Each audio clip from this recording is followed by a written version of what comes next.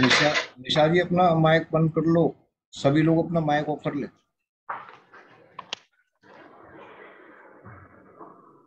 गुरु जी नमस्कार। नमस्कार नमस्कार।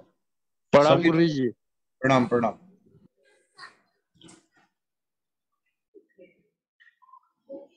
प्रणाम सभी को। मैं डॉक्टर हरिओम बिलासपुर रामपुर उत्तर प्रदेश से।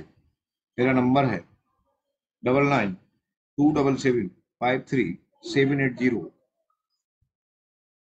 आज की संगोष्ठी का प्रारंभ चरक वंदना से करते हैं। यदा मतस्यावतरेण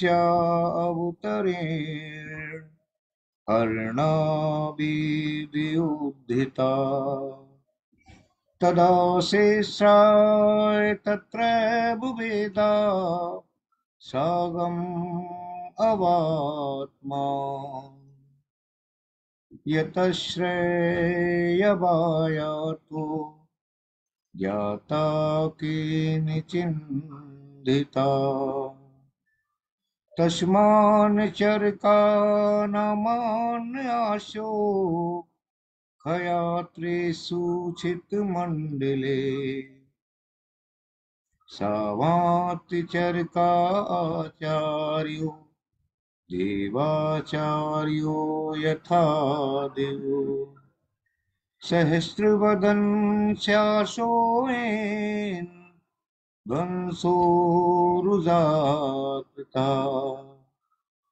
पातांजल महाभाष्य चरक प्रति संस्कृते मनोवाक्याय दोषाणाम् अहित्रेयः पते नमः। अहित्रेयः पते नमः। अहित्रेयः पते नमः।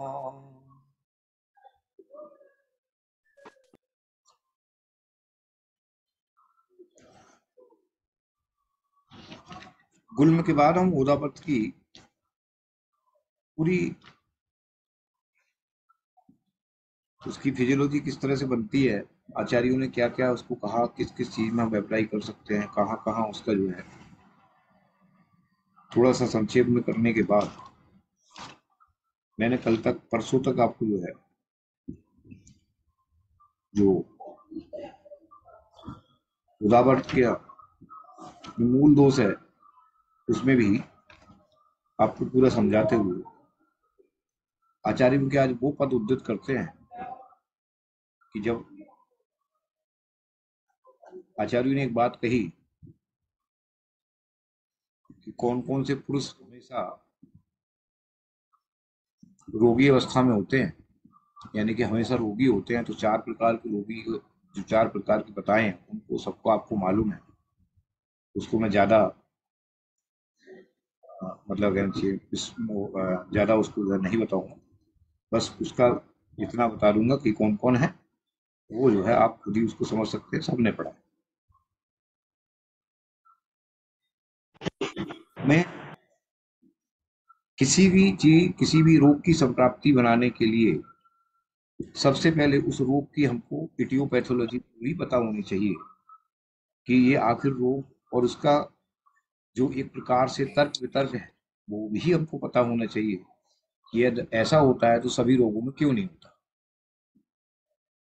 इन सब चीजों का जब हम ये देखेंगे तो फिर हम फिर मतलब एक अच्छे ट्रैक पर जा रहे हैं और हमें फिर कहीं पर कोई कंफ्यूजन नहीं होगा। अन्यथा दिमाग में बहुत सी चीजें आती हैं कि अगर ऐसा हुआ तो वो क्यों नहीं हुआ, जब वो रोग हुआ तो क्या उसमें वास्तविक दोष क्या है, तो उसको भी जरा हम इसमें आज बताने की कोशिश करेंगे। पहले मैं शुरू करता हूँ कि आखिर जो हमारे, क्योंकि ये उदावत रोग है और सबसे पहले उदावत रोग जो है वो हमारे महास्रोतस पर ही उद्दित होता है, वहीं से उसका उद्दीकरण होता है, वहीं से दोषों का स्टिमुलेशन होता है, वहीं पर उसका भाग होता है। तो हम पहले वहां से समझ लें, उसके बाद फिर उसके जो निर्दिष्ट पॉइंट हैं कि ऐसा क्यों हुआ, आचार्यों ने क्यों इसको ऐसा मतलब कहा, और वो तर्क वितर्क जब आपके सामने आएगा तब फिर जो है आपको समझ में आएगा कि हाँ, वास्तविक स्थिति यही है। तो सबसे पहले तो जो चार प्रकार के जो सदा आतुर पुरुष कहे गए हैं, उन चार प्रकार के सदा आतुर पुरुष में आपको पता ही है कि उन्होंने कहा कि जो मतलब कर्मकांडी ब्राह्मण होते हैं, अर्थात जो पूजा पाठ और इन सब में मतलब कैंची पूरी तरह से व्यस्त रहते हैं। कहीं किस समय पूजा कर रहे हैं, कहीं किस समय कोई पाठ कर रहे हैं, कोई किसी को कुछ कराना है, तो उनका जो अपना काम होता है उसके कारण वो जो है अपने वेगों को रोक लेते हैं और असमय भोजन भी करते हैं, किसी भी चीज का ध्यान भी नहीं रखते कि हम क्या खाना है। इसी तरह से और भी कहे गए हैं कि जो वैश्य होते हैं, अर्थात जो वन्य टाइप के जो होते हैं, वैश्य का मतलब किसी भी जाति विशेष से नहीं, और कर्मकांडी ब्राह्मण का भी किसी जाति विशेष से मतलब नहीं है, वो कोई भी करा सकता है। और वैश्य का मतलब जो वहां बैठे बैठे दुकान पर जो है अपनी व्यवसाय कर रहा है। और तीसरा जो और भी है जो जिसको आपको पता होगा, जैसे स्त्रियों में जो राजा की सेवा हमेशा कर रहा है और अपने राजा को खुश करने के लिए, अपने मालिक को खुश करने के लिए उसको तरह तरह के व्यंजन बना के खा रहा है और वेगों को धारण किए हुआ है। और तीसरे प्रकार का, चौथे प्रकार का आप जानते हो, उसका मैं नाम नहीं लूंगा। इस तरह से ये चार होते हैं। तो जब ये चार होते हैं तो फिर आयुर्वेद में फिर इन चारों को ध्यान में रखते हुए एक जो आज के समान जो आसन जो शब्द लिया, कि आसन जो ग्रहण करने वाले होते हैं, अर्थात जो आसन पर बैठे रहते हैं, उसको एक मॉडर्न साइंस ने उसका नाम दिया sedentary life style. Sedentary habit habit होती है। उस सेडेंट्री हैबिट के अनुसार जो है वो क्या होता है, जरा उस दोषों का हम देख लें कि सेडेंट्री हैबिट से होता क्या है, और फिर उस पर दोष का क्या प्रभाव पड़ता है और वायु पर भी क्या प्रभाव पड़ता है, इसको हम देखेंगे। और उसके बाद फिर जो है, क्योंकि यही चीज आपको बहुत ज्यादा इम्पोर्टेंट है।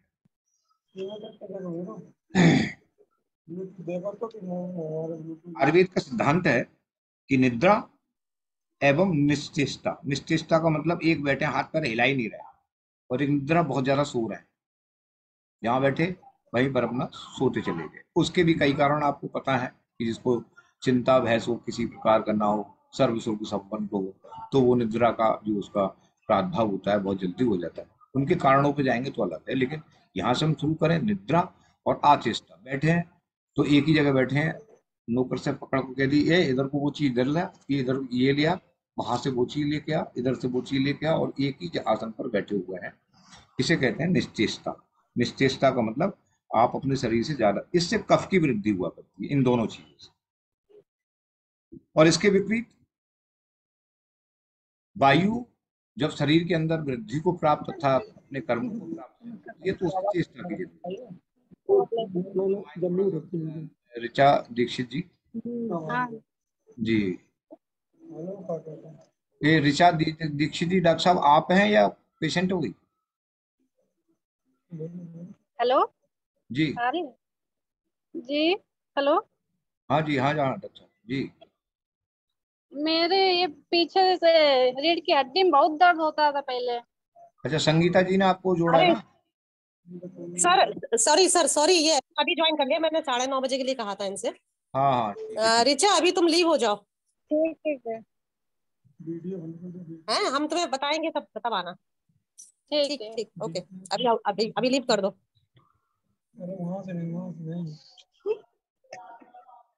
जी बाबा। तो इसके विपरीत जो चेष्टा वायु की वृद्धि में कारणभूत होती है, और जो सेडेंट्री लाइफ होती है वो कफ की वृद्धि करता है। सर और एक मिनट व्यवसाय, जरा। रिचा, हेलो रिचा। अरे रिचा रिचा स्क्रीन टच करिए और लीव का ऑप्शन आएगा, लीव कर जाओ अभी। लीव जो ये तो बिल्कुल हट जाएगा। हाँ तो जब बताने तब करिएगा, लीव मैम बैक करो, इनको बोलो बैक करें और आ जाएगा।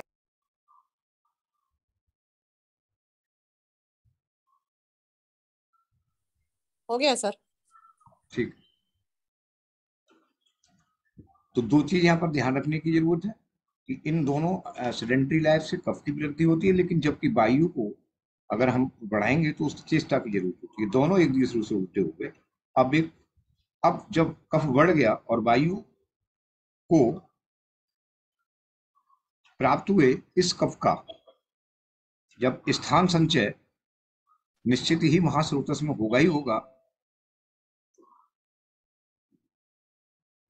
इसके परिणाम स्वरूप कफ के मंद गुण, यहां पर आपको ये विशेष ध्यान रखना है कि कफ है तो उसका कौन सा गुण जो है वो लगेगा। कफ के मंद गुण की क्रिया इन स्रोतों पर होकर, स्रोतों का मतलब जो हमारा महास्रोतस है, इन स्रोतों पर होकर, महास्रोतस का मतलब भी समझा देता हूं। जो महास्रोतस का मतलब है कि हमारी मुख पर्यंत पूरा एनस का जो पार्ट है, पूरी ट्यूब है, जो हम जैसे हम आम पचना आमस है, अगर मुख पर्यंत की बात करें तो ये पूरी एक ट्यूब है, इसको आचार्यों ने महास्रोतस नाम दिया है और फिर दो भागों में डिवाइड कर दिया है, आमस है और पक्वास है, और उसको दोनों को मिला के बोल देते हैं आम पक्वामस। ठीक है, ये डिफरेंस बिटवीन हमारे जो पूरा सिस्टम है डाइजेस्टिव सिस्टम का, उसको आप ध्यान में रखें। तो इसमें जब कफ जो है अपने मंद गुण को प्राप्त हो जाता है, तब आप खुद ही इस चीज को जानते हैं कि जब मंद गुण को कोई चीज प्राप्त हो जाएगी, हमारे कुछ नए वैद्य, मैं इनको थोड़ा सा समझाता चला जाता हूँ साथ साथ में, क्योंकि हर चीज का समझना जरूरी है जी। हाँ, एक सम्यक स्निग्धता, और वो स्निग्धता का मतलब जो हमारा लचीलापन, जो हमारी मृदुता, जो हमारे स्रोतस में एक लचीलापन होता है, उस लचीलेपन के कारण जो नए लोग हैं उसको ध्यान से सुन रहे, जो पुराने लोग हैं, जो पुराने डॉक्टर्स हैं हमारे, वो सब जानते हैं, लेकिन नए जो हमारे न्यू वैद्य हैं उनके लिए बोल रहा हूँ, वो खासतौर से वो ध्यान में रखें, और जो पुराने वैद्य हैं हमारे उसको रिवाइज हो जाएगा। तो जो स्निग्धता, मृदुता, अर्थात वहां पर जो स्निग्धता होगी तो मृदुता होगी। जैसे कि फॉर एग्जाम्पल जो लकड़ी होती है, उस लकड़ी को नभाने के लिए हम उसको घी और तेल का जब लेप करते हैं तो हल्की सी आंच देकर उसको टेढ़ा कर देते हैं, जैसे बांस की कुर्सियां आपने देखी होंगी। ऐसे ही किसी भी स्रोतस में उसमें मृदुता, स्रोतस में उसके अपने कार्यों को साम्यावस्था में रखने के लिए एक ट्यूब, स्रोतस एज लाइक ए ट्यूब, अब चाहे वो उसे आर्टरी समझ लीजिए, कैपिलरी समझ लीजिए, वेन समझ लीजिए, या फिर कोई डक्ट समझ लीजिए, या फिर डक्टल समझ लीजिए, जो मर्जी हो आप वो समझो। उसके लिए कुल मिला के वो खाली स्थान जिसके अंदर कोई भी लिक्विड फ्लूइड गमन गति करके अपने स्थान पर पहुंच रहा है और उस अंग को किसी भी रूप में पोषण दे रहा है या वहां से किसी भी रूप में मल का निर्वहन कर रहा है, तो वो हमारा एक स्रोतस है। और इन स्रोतस के दो पार्ट होते हैं, मैं आपको स्रोतस की थोड़ी सी, इन स्रोतस के भी दो पार्ट का मतलब दो मुख होते हैं, एक एक मुख ये और एक मुख ये, एक को कहते हैं मतलब जी बाह्य मुख और दूसरे को कहते हैं अंतर्मुख। जो उस पार्ट के अंदर होगा, उस ऑर्गन के अंदर होगा, वो हमारा अंतर्मुखी स्रोतस है, और जो बाहर के लिए निकल के आएगा वो हमारा बाहरमुखी स्रोतस है। तो स्रोतसों को आप इतना समझ लीजिए, उनमें उनको कार्य करने के लिए वहां पर अपनी स्निग्धता, अपनी मृदुता को, मृदुता चाहिए उनके लिए, वो बहुत मुलायम रहे, और उनमें एक गति होती है जिसको हम बोलते हैं पेरिस्टेलिक मूवमेंट। स्रोतस कोई सा भी हो, कितना भी छोटा सा क्यों ना हो, कहीं पर भी कुछ ले जा रहा हो, आपको दिखता भी ना हो।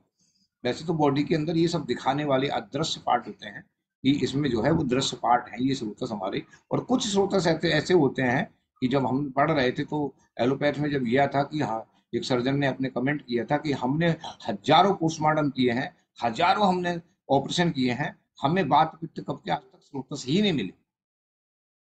ये उनका स्टेटमेंट था। ठीक है, खैर हम उस पर नहीं जाएंगे, उनको हम मिलेंगे भी नहीं, ये भी तय।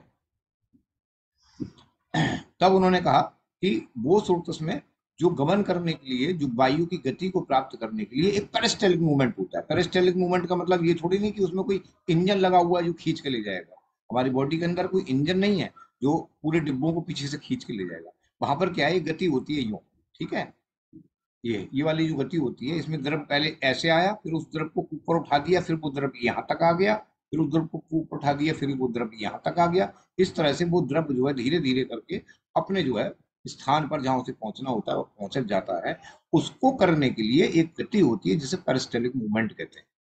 अब वहां से उतर के नीचे आ जाओ, पेड़ की जड़ में, पेड़ के तने में आ जाओ, तो हम घूम रहे थे पत्तियों में अब तक, और पत्तियों में भी छोटे छोटे स्रोतस में उसमें घूम रहे थे, जो पत्तियों के अंदर जो होते हैं आपने देखे होंगे कि वो कटे होते हैं जैसे, तो वो छोटे मान लो, और अब मान लो कि हमारा जो तना है वो तो वो आ गया, मतलब कहना चाहिए जो हमारा महास्रोतस आ गया, उसमें भी सेम वही प्रक्रिया होती है जो प्रक्रिया वहां होती है, लेकिन उद्धित सबसे पहले यहाँ होगी, स्रोतस बाद में दुष्ट होगी। उसमें गति जो पेरिस्टेलिक मूवमेंट होती है, इस गति बस अन्नपान जो हमने खाना पीना खाया उसके मलबूत जिससे वो मल बना, पुरीस बना और वायु बली मतलब जो वायु बनी, उसकी मल द्वार की दिशा में जो सुस्थित गति होती रहती है धीरे धीरे करके, जिसे पेरिस्टेलिक मूवमेंट कहते हैं, जैसे बोवेल मूवमेंट बोलते हैं आज के आपकी स्थिति में आप बोलते हो तो उसको बोवेल मूवमेंट बोलते हो। उस बोवेल मूवमेंट वो होते रहते हैं और वो धीरे धीरे करके जो हमारा मल पार्ट बना, एक बार प्रसाद भाग पार्ट बन के हमारी ग्रहणी से हमारे शरीर के अंदर पहुंच गया, और जो मल पार्ट बना वो धीरे धीरे करके पेरिस्टेलिक मूवमेंट के द्वारा और हमारे कहाँ तक पहुंचता है, अंततः हमारे पक्वास तक पहुंच जाता है और वहां जाकर वो ठहर जाता है। फिर उसके बाद में वहां पर उसका फिर पाचन होता है, और पाचन के अनुसार फिर किट्ट भाग, वायु भाग। इसको आप बड़े ध्यान से आप सुने, क्योंकि मैं बोलना क्या चाह रहा हूँ। मलभाग और जो मलभाग और प्रसाद भाग वो हमारा गृहिणी के अंदर मतलब कहना चाहिए अलग हो जाता है, और जो प्रसाद भाग होता है अन्नपान का जो प्रसाद भाग, जिसमें सभी प्रकार के हमारे न्यूट्रिएंट्स होते हैं, जैसे हम बोल सकते हैं रस के भी पार्ट होंगे, रक्त के भी पार्ट होंगे, मज्जा के भी पार्ट होंगे, जितने भी धातु हैं उन सर्व धातुओं को, खुद धातु अग्नियों को और खुद पाचक पित्त के पोषणार्थ जो पार्ट होंगे वो सब उसमें उपस्थित होंगे, जो हम अन्नपान खा रहे हैं और जिससे प्रसाद भाग निकल के बाहर को आ रहा है। अब बचा जो हमारा मल है, वो मल भाग हमारा आगे बढ़ा, और आगे बढ़ने के बाद वो कहाँ तक पहुंचा, मैं आपको 5 मिनट में पूरी फिजियोलॉजी इसकी थोड़ी सी ब्रीफ कर दे रहा हूँ। वो धीरे धीरे पेरिस्टेलिक मूवमेंट के द्वारा कहाँ पहुंचा, हमारे पक्वाशय में पहुंच गया, और पक्वाशय में जाने के बाद अब वहां पर फिर पक हो रहा है। पक्वाशय का मतलब यहाँ पर मल का पक होगा, यहाँ मल पक होगा। वहां पर क्या था, वहां अवस्था पाक था, यहाँ पक्वा मतलब कहना चाहिए जो मतलब जो है वो भी तृतीय अवस्था पाक, उसको हम तृतीय अवस्था पाक में ही लेंगे। लेकिन यहाँ पर वहां भी पकता है भोजन, यहाँ भी पकता है, यहाँ मल पकता, यहाँ वहां भोजन के जो लिया है हमने भोजन, उस भोजन में से सार भाग निकाला जाता है, और यहाँ पर मल से जो हमारे मल पुष्ट होते हैं, अर्थात हमारा मल भी पुष्ट होता है, हमारा मूत्र भी पुष्ट होता है, और हमारा वायु भी पुष्ट होती है। उनको मलों की पुष्टि किससे होती है, मलों की पुष्टि भी हमारे अन्नपान से ही होती है। तो वहां मलों की पुष्टि के लिए फिर वहां पर फिर दोबारा से पाक होता है, और उसमें मेन जो काम करती है वो हमारी पुरुषा अग्नि करती है। ठीक, उस पुरुषा अग्नि जब उस पर काम करती है तब वो 3 भागों में उसको तोड़ती है। एक होता है हमारा किट्ट भाग, एक होता है हमारा मूत्र भाग, और तीसरा होता है हमारा वायु भाग। जो वो वायु जो हमारी पूरे शरीर को गवर्न करती है, जिसको हमने नाम दिया अपान वायु, वो अपान वायु उसी से पुष्ट होती है, मल के किट्ट भाग से ही वो उसका पोषण होता है। और जब उसकी विकृति होती है तब शरीर में अनेक प्रकार की जो हमारी मतलब क्रियाएं होती हैं, वो जो रोग उत्पत्ति होती है वो होती चली जाती है। उदावर्त में अब हम देखेंगे कि हमने क्या काम किया, हमारे क्या कि सब लोग सब बैठे हुए हैं, और बैठने के बाद उदावर्त की जो संप्राप्ति है वो धीरे धीरे क्या हुआ, कफ बढ़ता है। बैठे बैठे क्या हुआ, कफ बढ़ता है। अधिक सो रहे हैं, क्या होता है, कफ बढ़ता है। आप जब कफ बढ़ेगा तब वहां पर क्या होगा कि पहले महास्रोतस में ही लिप्त होगा, और जब वो महास्रोतस में लिप्त होगा, अब किसी भी ट्यूब के अंदर जितनी स्निग्धता चाहिए थी उससे ज्यादा आपने स्निग्धता उसमें डाल दी, तो उसमें क्या होंगे, जो पेरिस्टेलिक मूवमेंट होंगे वो बहुत धीरे हो जाएंगे, कम हो जाएंगे। अर्थात वायु का जो अपना चल गुण है उस चल गुण पर प्रभाव पड़ जाएगा, वायु उसे चला ही नहीं पाएगी, क्योंकि वो भारी हो गया किसी चीज को। जैसे कि फॉर एग्जाम्पल हम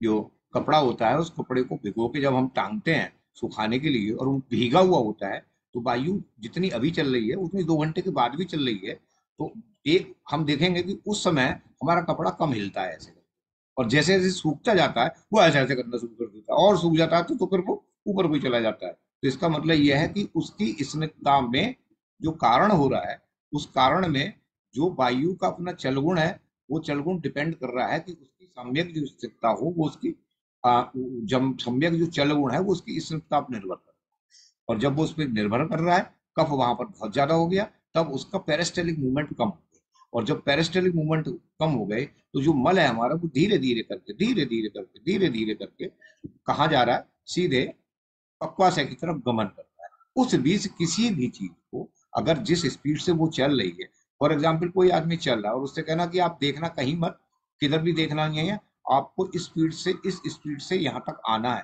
तो वो आदमी अलर्ट हो जाएगा और अपनी जिस स्पीड से उसने तय कर लिया कि मुझको इस स्पीड से मैं चलूंगा तो वहां तक अपने नियत समय तक, मतलब नियत समय तक जो मुझसे कहा गया है मेरे मालिक ने, वो मैं वहां तक पहुंच जाऊंगा।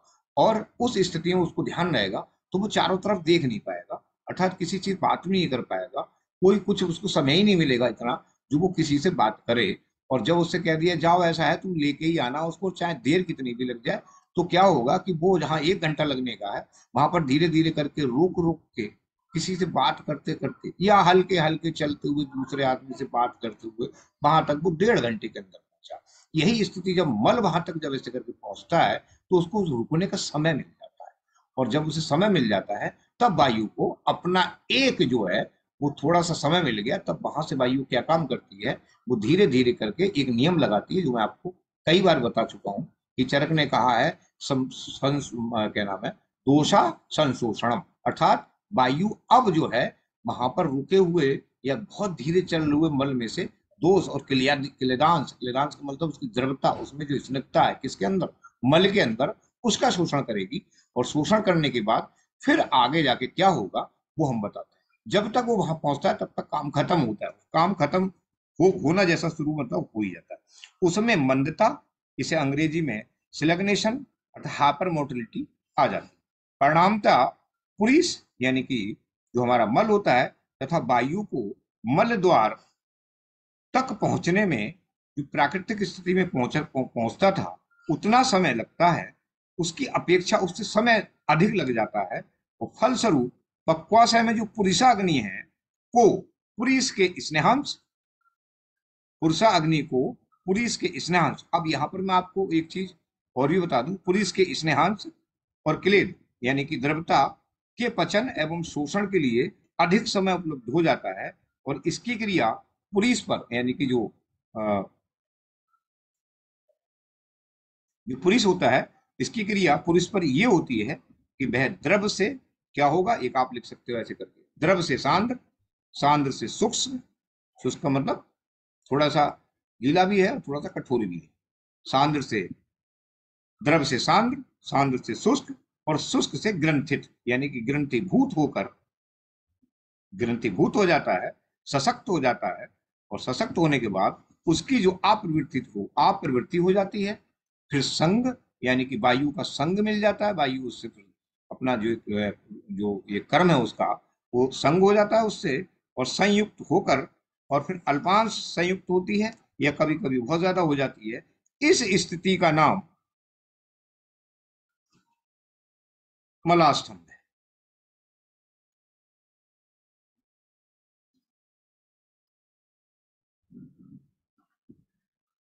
यहां पर दो चीज हमने देखी, वो दो चीजों का आप नोट कर सकते हो। यहाँ पर कारण दो थे, महास्रोतस की गति की मंदता का जो स्वरूप था वो हमने देखा।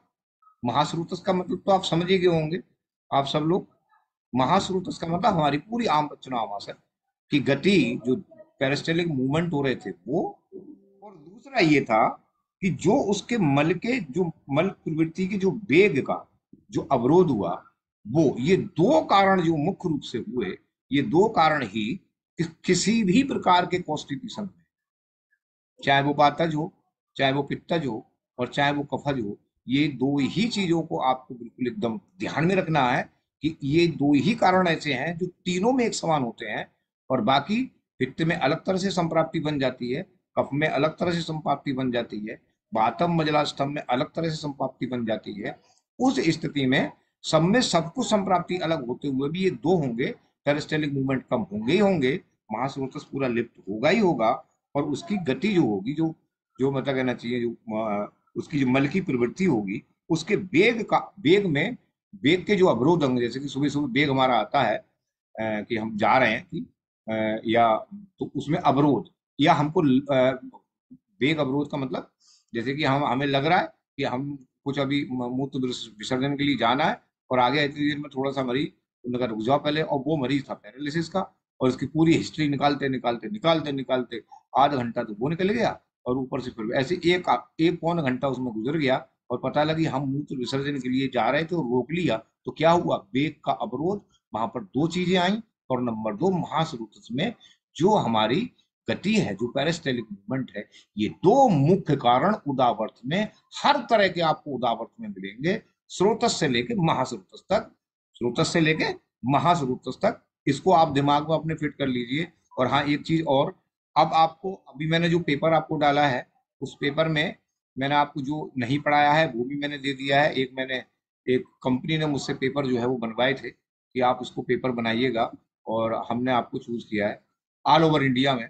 और उसका मुझे एक ऑफर मिला कि आप हमारे पेपर बनाइए, और बहुत अच्छी जो है वो एक यूनिवर्सिटी है, और मैंने वो पेपर बना के डाला, डन भी हो गया, अच्छा हो गया, और मेरे को क्लीन चिट भी मिल गई कि आप जो है आप आगे से आप ही हमारे पेपर को सेट करें। हालांकि मैं बोलूंगा नहीं कि वो यूनिवर्सिटी कौन सी है, तो मैं आपको सिर्फ इतना बता रहा हूँ कि वो जो 50 क्वेश्चन पढ़े हैं वो इसलिए ही पढ़े हैं। लेकिन मैं, अब मेरे दिमाग में एक चीज आ गई है कि वर्ष के प्रत्येक चैप्टर के बाद आपका क्लिनिकल बेस, आपका ऑब्जेक्टिव बेस, और मेनली क्लिनिकल बेस पे पेपर तैयार करूंगा। और वो आपको आज मैंने इसलिए ही कोई प्रेस नहीं किया था क्योंकि मैंने किसी से बोला नहीं। और आज से आप ये तय कर लीजिए कि मैं टेस्ट किसी का नहीं ले रहा हूँ, लेकिन मेरे को समझ में आ जाए कि हमारा हम मैं खुद और आप दोनों कितने कंसंट्रेटेड हैं कि हम यूजी पीजी गवर्नमेंट सेक्टर में कहीं वैकेंसी निकलती है वहां पर, तो मैं क्यों ना अपने इस प्लेटफॉर्म को एक उच्चतर श्रेणी की तरह ले जाऊं कि हमारे यहाँ से सब ज्यादातर पीजी का भी निकले। क्योंकि मैं हम लोग स्टडी ही ऐसी करते हैं, चाहे वो यूजी हो, चाहे वो गवर्नमेंट की हो, चाहे वो पीजी हो। हमारे यहाँ तो ये चीज तो बिल्कुल है ही नहीं एबीसी फाउंडेशन पे कि आपको कोई चीज कहीं मिलेगी, कोई चीज कहीं मिलेगी, तो उसको इकट्ठा ना किया जाए। इकट्ठा करने वाला मैं हूँ, मैं आपको इकट्ठा करके दूंगा, इसलिए मैं संदर्भ बता रहा हूँ।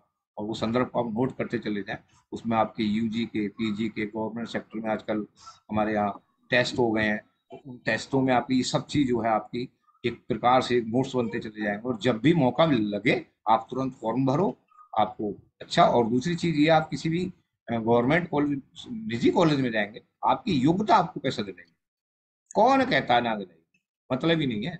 जब आपके पास ज्ञान बुद्धि है तो आपको चार लोग, चार कॉलेज के हाथ जोड़ के बुलाएंगे कि आप हमारे पास आ जाइए। तो ऐसा मैंने कुछ सोचा है, देखते हैं आगे इसमें कितना हमको बदलाव देखने को मिलता है। हमारे पास इतने अच्छे जो है स्टूडेंट आते हैं सीखने के लिए, और खाना पूरी करने वाले नहीं चाहिए। क्योंकि अब मैं अपना इस प्लेटफार्म का, हमारे जो 7-8 ये सूत्रधार हैं हमारे जो वैद, उनको जो है फिर मैं आगे लेके आऊंगा कि आपको अब ये संभालना है इसको कही।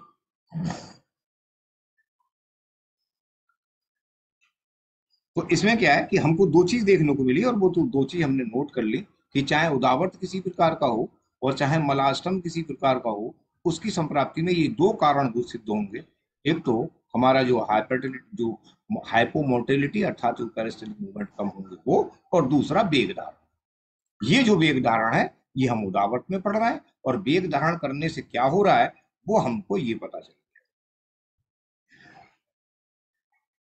अब इसका थोड़ा सा निवारण पढ़ लेते हैं तो हमको समझ में आ जाएगा कि इस शब्द का भी अर्थ जो है, जब हमने ये अपना पढ़ा स्वस्थ वृत्त का प्रकरण भी, क्योंकि मुझे को हर चीज लेके चलनी है तो मैं हर चीज को लेके ही चलता हूँ। तो इसका निवारण क्या है, आखिर वेग धारण अगर हमने कर लिया तो उससे रोग हो गया और होने की संभावना है, या हम करे हुए हैं तो उस रोग ना होने दें, तो क्या ऐसा हम घर में कर लें क्योंकि हमको ये दोनों चीजों से छुटकारा भी मिलता रहे और हम अपना काम करता ही रहे। हाँ, कोई बताने वाला मिल गया कि भाई साहब ऐसा नहीं करना चाहिए तो हम अलर्ट हो जाएंगे।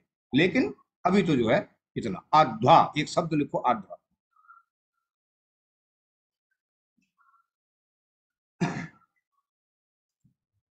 कॉन्स्टिट्यूशन की जो संप्राप्ति हमने बताई है उसको देखते हुए महर्षि चरक ने स्वस्थ व्रत के संदर्भ में एक शब्द आया है अध्वा नाम से, जिस चर्या का निर्देश, चर्या का मतलब दिनचर्या का निर्देश आचार्य ने किया है, उसका जरा हम देख लेते हैं। उस परिभ्रमण, परिभ्रमण का मतलब आजकल की स्थिति में बोलते हैं उसे वॉकिंग, वॉकिंग बोल देते हैं कि हम वॉकिंग जा रहे हैं, सुबह के लिए घूम रहे हैं। मैं घूमता भी हूँ, और डॉक्टर साहब मैं तो 3 किलोमीटर रोज घूमता हूँ, लेकिन मेरी ये समझ में नहीं आ रहा है कि मेरा ये रोग ठीक क्यों नहीं हो रहा। पता है लोग कैसे घूमते हैं? वो ऐसे घूमते हैं कि दो लोग आपस में घूम रहे हैं, और आपस में घूमने के बाद फिर क्या हो रहा है कि जो दूसरा व्यक्ति है वो दूसरा व्यक्ति अपनी स्पीड, आपकी जो स्पीड तय करके चले हैं आप कि मेरे को इतनी तेज चलनी है, वो आपकी स्पीड से कम चल रहा है। मजबूरन आपने क्या काम किया, अपनी स्पीड को कम कर दिया, और अपनी स्पीड को कम करके उसकी साम्यावस्था में रहने के लिए कि मैं आगे ना निकल जाऊं, बराबर से रहूं, तो आपने अपनी स्पीड को कम किया, लेकिन उसकी स्पीड बराबर जितनी है उतनी है, ये ध्यान रखते हैं आप। वो जिस स्पीड से चल रहा है उसकी बॉडी उसी स्पीड से मांग रही है, और वो चल भी रहा है, और आपकी बॉडी जिस स्पीड से मांग रही है आपको, उस आपने बात करने के चक्कर में आपने स्पीड कम की, और कम करने के साथ फिर आपने सब काम अपना खराब कर लिया, और उसका काम पूरा ठीक है क्योंकि बॉडी उसकी इतनी ही मांग रही है। तो इस तरह से हम लोग देखते हैं, और जब थोड़ा सा समय लग गया तो थोड़ा मुड़ गए पीछे गए, बोले भाई साहब वहां क्या हो रहा है, तो मुड़ गए, थोड़ी देर रुक गए, मात्र केवल मुश्किल से 1 मिनट के लिए वहां रुके, चारों तरफ देखा देखा वो वहां कुछ हो रहा है और वहां ऐसा हो रहा है, और वहां रुके और फिर चल दिए। इतना काम हम घर में रोज करते हैं और पूरे दिन चलते हैं। कोई व्यापारी अपने दुकान के अंदर 50 चक्कर लगाता है, वो भले ही वहां पर 5 मीटर की हेर फेर में ही लगाता हो, लेकिन वो पूरे दिन चलता रहता है दुकान के अंदर।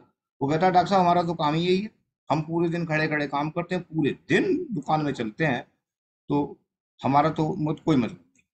क्या इससे कुछ फर्क पड़ेगा? ना, इससे कोई भी फर्क नहीं पड़ेगा, क्योंकि आपने जिस तरह से अपनी चाल रोकी है ना, उसी स्पीड से आपकी आंख चल रही है, उसी स्पीड से आपके स्रोतस चल रहे हैं, उसी स्पीड से आपके शरीर के अंदर क्रियाएं जो पेरिस्टाल्टिक मूवमेंट हो रहा है वही हो रहा है। आप रुके, आपके स्रोतस वहीं रुके, बिल्कुल एट ए टाइम। जिस समय आपने कदम रोका स्रोतस उसी समय रुक जाएंगे। इसलिए आचार्यों ने कहा हृदय कमल।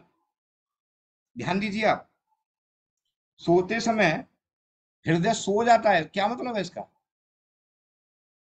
मुरझा जाता है, क्या मतलब है इसका? या रेस्ट करते समय हृदय क्या हो जाता है?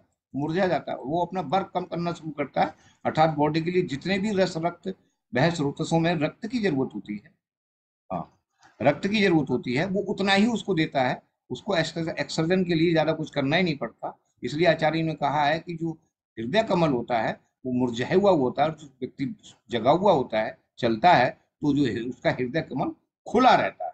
मतलब खुला का मतलब जागता रहता है, और वो अपने स्पीड के अनुसार कभी कम कभी ज्यादा, इसके अनुसार जो कभी कम कभी ज्यादा, क्या कि जिस तरह से आप चल रहे हैं उसने वर्क करना उतने ही स्पीड से स्रोतसों में अपने पेरिस्टाल्टिक मूवमेंट के कारण रक्त और रस वह स्रोतसों और आग मल मूत्रार स्रोतसों में जो पेरिस्टाल्टिक मूवमेंट हो रहे थे उसी स्पीड से कम हो रहे हैं, जिस स्पीड से आपका अपना गमन कम हो रहा है।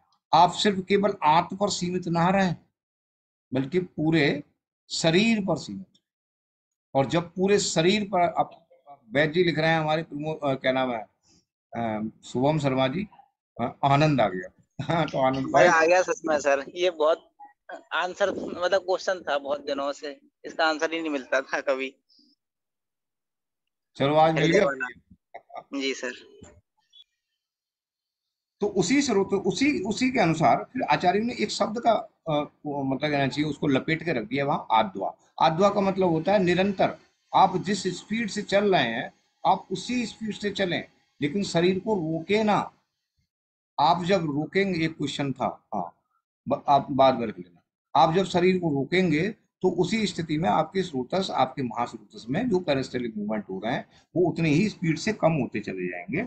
और जो नौकरी धंधे वाले लोग होते हैं वो कभी कभी क्या करते हैं कि आपको देखा होगा कि मैंने आपको पूरा बता ही दिया कि जो व्यवसाय में, जो अध्या में और जो वाकिंग में, इन चरणों में भेद ये होता है।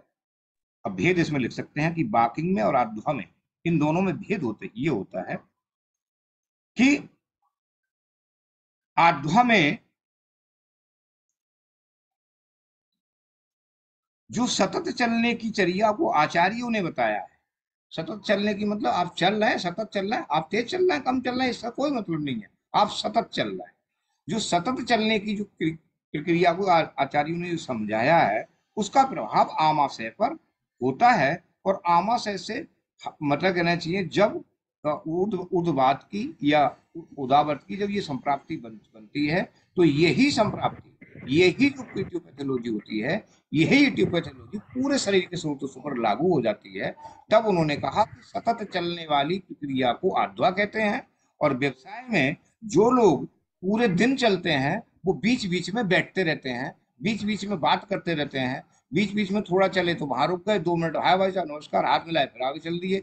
लेकिन कुछ क्षण के लिए वहां पर रुक गए तो व्यवसाय में जो पूरा चलना होता है, हमारे घर में स्त्रियां, गर्भिणी होती, मतलब स्त्रियां जो होती हैं, आपसे आप हम लोग कम काम करते हैं, वो हमसे अधिक काम करती हैं। लेकिन हम थोड़ा सा काम करने के बाद, हम सुबह को 1 घंटे 2 घंटे चलने के बाद जो है हम अपने शरीर को मेंटेन रखते हैं।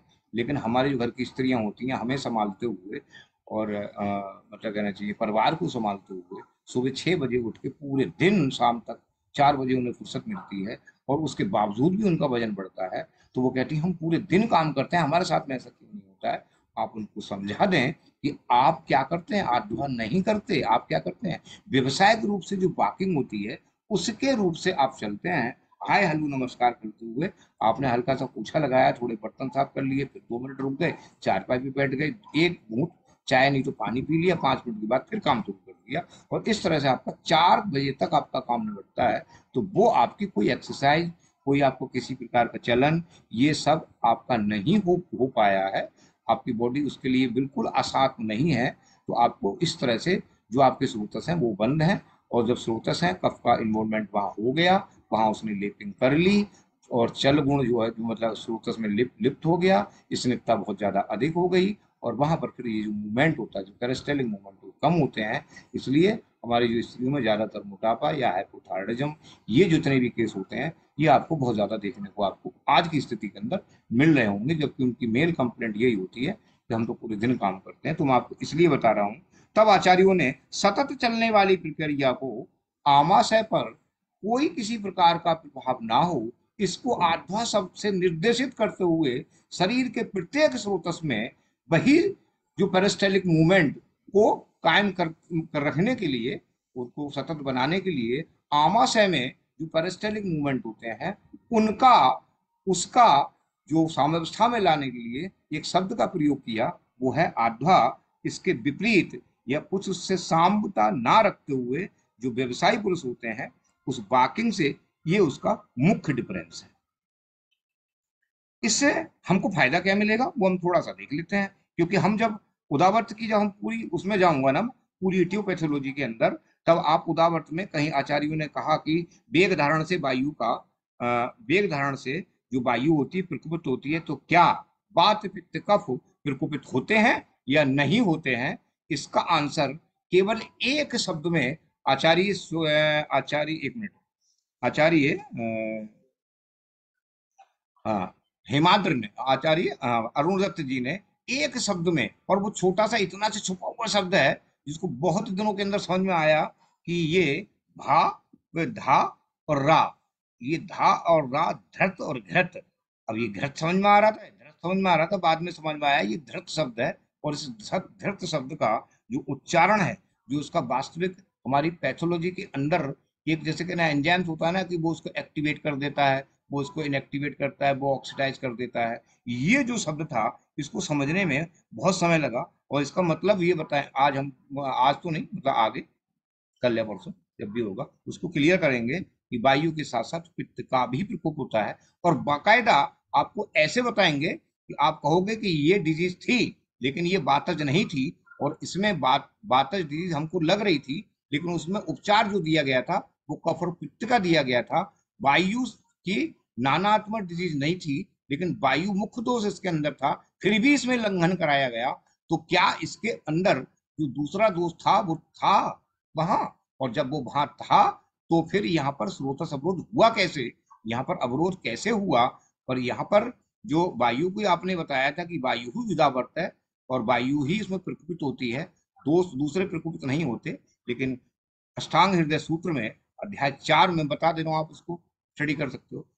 अष्टांग हृदय सूत्र में अध्याय 4 में 23वें श्लोक में एक शब्द आया है धृत।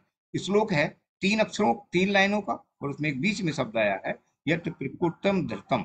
ये जो शब्द आया है, ये शब्द जो है पूरा मतलब करना चाहिए, जिसने ढंग से देख लिया वो पास, जिसने ढंग से नहीं देख लिया वो उसके एक ही दिमाग में रहेगा कि यहाँ पर केवल एक ही चीज जो है वो उदावर्त में प्रकुपित होती है, वो हमारी वायु। इसमें हम देख लें कि अगर ऐसा कुछ हो रहा है किसी के लिए, और हमारे पास कोई पेशेंट आता है क्लिनिकल बेस कि मलास्टम हो रहा है, तो हम क्या करें। तो अब जो आध्या शब्द है वो किन किन रोगों पर आखिर होगा, हम किस किस को बता सकते हैं। नंबर 1 मधुमेह,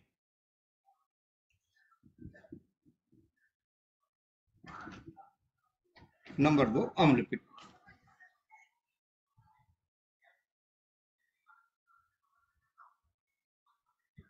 नंबर 3 अग्निमांद। ये 3 जो मैंने तो 3 ही लिखे हैं, बाकी आप और देख सकते हो, लेकिन कहीं अगर एग्जाम जाएंगे तो इसमें से एक आपको मिल जाएगा।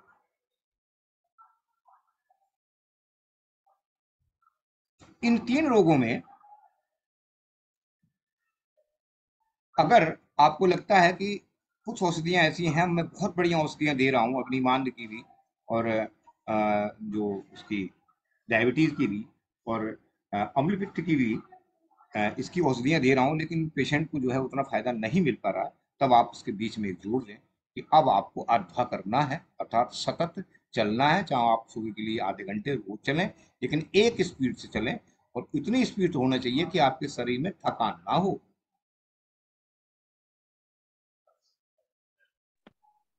इसके आवश्यक विवेचन के प्रकरण में आचार्य के वचनों का अर्थ अब विशद करना अब मुझे प्राप्त होगा, और आचार्य के मूल वचन को अब मैं आपके सामने रख रहा हूं। चरक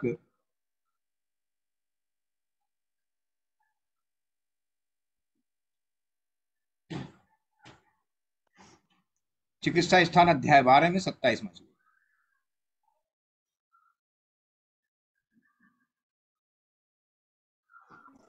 श्लोक नंबर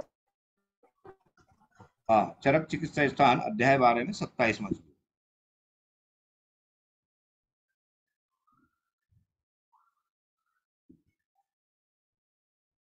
एक आप इसको अपने ध्यान में रखेंगे कि इसमें बस कुछ नहीं है, इसमें केवल इतना है कि जो राज सेवक होते हैं, जो कर्मकांडी ब्राह्मण होते हैं, यहाँ किसी विशेष जाति को नहीं कहा उन्होंने, जो जाति शब्द से कोई उच्चारण नहीं है, मतलब जो कर्मकांड करते हैं, कर्म है, पूजा है, अपना पाठ है, या कोई भी जो है वो धार्मिक काम करते हैं, अपना ध्यान नहीं रखते हैं, वो इस तरह से धनी व्यक्तियों में, और जो हमारे एक मैं अपने आप नाम नहीं लूंगा, वो मुझे अच्छा नहीं लगता, और तीसरा है वैश्य, मतलब जो दुकानदार लोग होते हैं वो, और चौथा आप समझ ही गए होंगे। इन 4 व्यक्तियों को हमेशा रोग होता है। इसको मैं कहीं ना कहीं जोड़ूंगा ले जाके, इसका कोई मतलब है यहाँ पर, केवल आपको पता है, लेकिन इसका कहीं ना कोई कोई मतलब है, इसलिए मैंने आपको ये श्लोक लिखवाया। इसको ध्यान में रखना। मैं पूछूंगा कि मैंने ये चीज बताई थी आपको, और उसमें मैंने कहा था। सर राज सेवक तो काम ही करता रहेगा ना पूरे टाइम? हाँ, तो वो अपना ध्यान नहीं रख पाएगा। जब ध्यान नहीं रख पाएगा तो बेगों को धारण करेगा, बेगों को धारण करेगा तो अनाप शनाप से गलत टाइम पे खाना भी खाएगा। Okay sir. आप प्रणाम जी, आपने जैसे कहा सर, अधवा अधवा का मतलब ये जो है, आपके टहलने और टहलना जो आप सुबह मॉर्निंग वॉक करते हैं, वही उद्देश्य है, किसी और उद्देश्य है? जिससे अधवा का एक जगह पढ़ा था कि सफर करना, जो लोग लंबी यात्रा करते हैं ऐसे लोगों को ये हो जाता है, खान ठीक हो जाता है, वेग का धारण हो जाता है। और जैसे आप बता रहे हैं कि लोकल में चलना, वो करना, तो दोनों में अंतर क्या है? देखिए, किसी सवारी पे बैठ के यात्रा करना वो अधवा नहीं है। सतत चलने वाली प्रक्रिया वो अधवा है। आपके किसी रोग का निवारण करना है तो आपको अपने शारीरिक रूप से चलना है, और अगर अधवा आप कहीं पर भी किसी वाहन के द्वारा यात्रा कर रहे हैं तो आप वायु को प्रकोपित कर रहे हैं।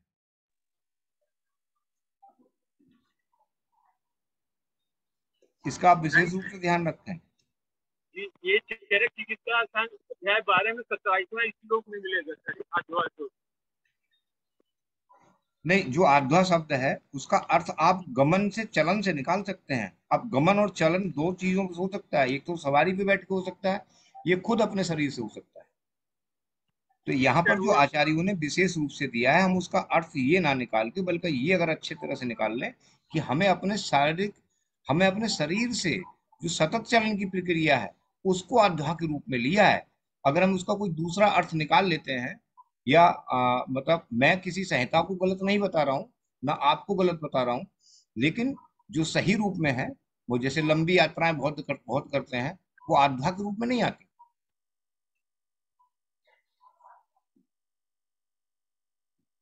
आप चल कहाँ रहे हैं? चलने का मतलब क्या है?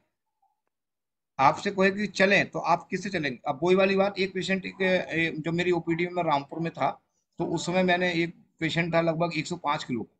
मैंने उनसे कहा, मैंने कहा आपको जो है इस सुबह कम से कम 6-7 किलोमीटर आप घूमने हैं और आपको ये दवाइयाँ खानी है, आहार विहार आपका ये रहेगा, और आप मुझे 15 दिन के बाद दिखाइएगा, और 15 दिन तक आप रोज जो है वो कम से कम 6-7 किलोमीटर चलें। 6 किलोमीटर तो लगभग चले ही चलें, और 6 किलोमीटर को घूमने के लिए आपको 1.5 घंटा लगता है। ये मेरा अपना क्लिनिकल है, मैं खुद करता हूँ, तो मैं घड़ी लगा के ही उसको मैंने डिनोटेड भी कर लिया है कि इतने किलोमीटर आप चल जाओ। 4 किलोमीटर 1 घंटे में आदमी पूरा चलता है, जबकि वो सतत आधा अपना कोई शरीर पर ना बल लगाते हुए आराम से चले तो 4 किलोमीटर वो चल देता है। इस प्रकार से आपको चलना है तो 1.5 घंटे चलेंगे तो आप 6 किलोमीटर के आसपास चल जाए। जब पेशेंट 15 दिन के बाद आया तो मैंने उससे पूछा, मैंने कहा वो आया, वो डॉक्टर साहब कोई फर्क नहीं पड़ा। मैंने क्या मतलब? अब उसमें मेडिसिन भी मैंने ऐसी दी थी जो पूरी वायु की शामक थी और मेद शामक थी, सब तीनों दोषों को मतलब कहना चाहिए साम्यावस्था में रखने वाली थी। और मैं चक्कर में इसलिए पड़ गया, मैंने कहा दवाइयाँ मेरी बिल्कुल ठीक है, पेशेंट ने पूरा आहार भी अच्छी तरह से किया है, बता रहा है, और बिहार भी अच्छे। मैंने कहा एक बात बताओ, आप कितने बजे उठते थे सुबह?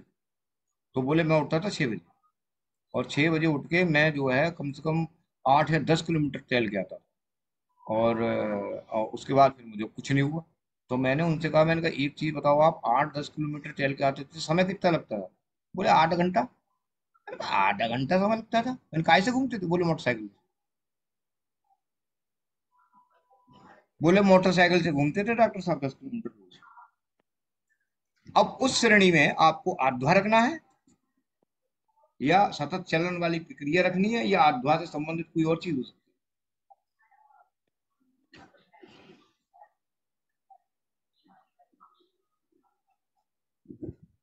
तो अगर हम क्लिनिकल बेस पे अगर हम ये कहें कि क्लिनिकल बेस में अगर हम आध्वा बताएं और उसको कह दें कि आपको चलना है, अगर मोटरसाइकिल से चल जाएगा, तो क्या आप संतुष्ट होंगे?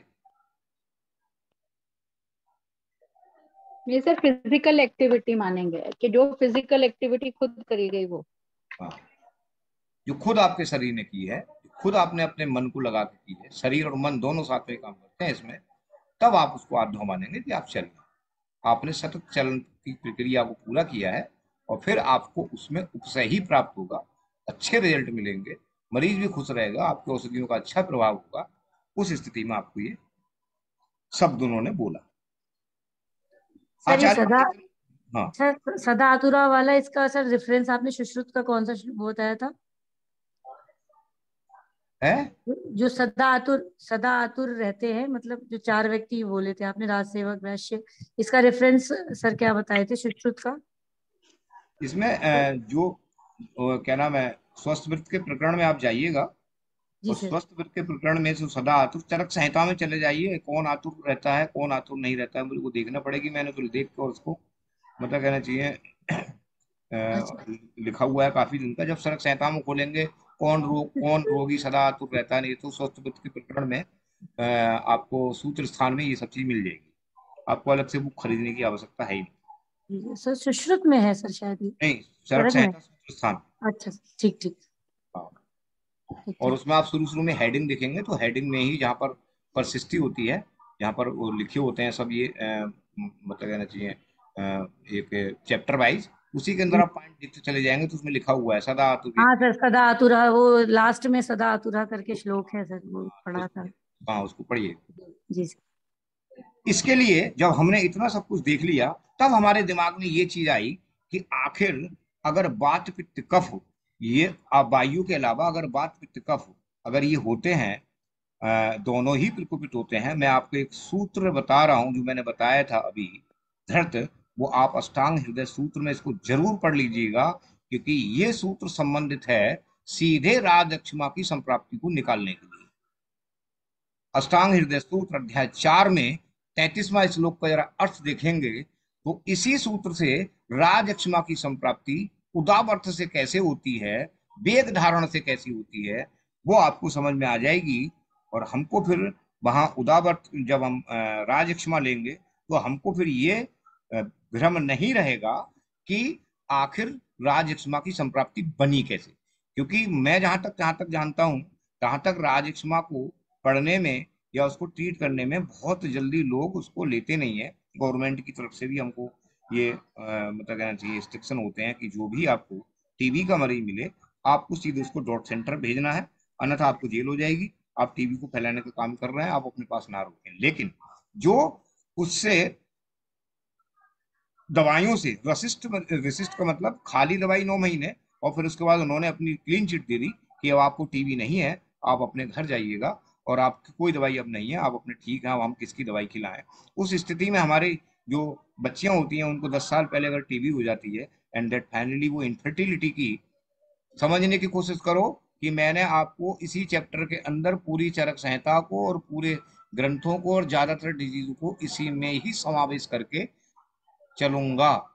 वर्णन सबका नहीं कर सकता, लेकिन हिंट देता चला जाऊंगा कि कहीं पर भी अगर संप्राप्ति इस तरह की दिख रही है, आपको ये रोग हो रहा है, तो आपको उदावरत के बारे में सोचना है और उसकी चिकित्सा उसी तरह से करनी है। तो जो आपने देखी होंगी, जो मतलब कहना चाहिए हमारी बच्चियां होती हैं, वो 10 साल पहले उन्हें टीबी हुई थी, उसके बाद में फिर जब शादी हो गई तो उनके बाद में फिर उनसे इनफर्टिलिटी के केस हमारे पास आते हैं और उस पर हम विचार नहीं करते। इस सूत्र का जो अवलोकन करेंगे और अगला हमारा जो कल का वो होगा, वेग अवरोध से राज अक्षमा की संप्राप्ति कैसे निकाली जाती है, इसको हम पूरे तरह से लेंगे और पूरी उसकी इटियोपैथोलॉजी कैसे बनती है, अन्य रोग कैसे होते हैं। प्राया करके शब्द जो आया है, वायु तो प्रकोपित होती है किससे, वेग धारण से, लेकिन क्या कफ और पित्त भी प्रकोपित होते हैं, और अगर होते हैं तो उसका एक रेफरेंस हमको बताइए और वो रोग बताइए जो वातज तो नहीं है लेकिन पित्तज कफज है, और जब उसकी चिकित्सा हम करते हैं तो उसमें लंघन आदि का प्रावधान भी नहीं किया गया है, लेकिन वातज रोग निर्दिष्ट करके हम उसकी चिकित्सा को सामने रखते हैं, जबकि चिकित्सा उसकी लंघन है ही नहीं। तो मैं ऐसे 2-3 रोग आपको बताऊंगा, यहाँ तक कि 2-3 नहीं बल्कि 4-5 बताऊंगा, और उन 4-5 रोगों में इस तरह की संप्राप्ति बनती है। Thank you. अब हम केस ले लेते हैं और जो लाइव केस है उनको पहले ले आप रखिए। किसी का कोई प्रश्न हो तो पूछ सकता है।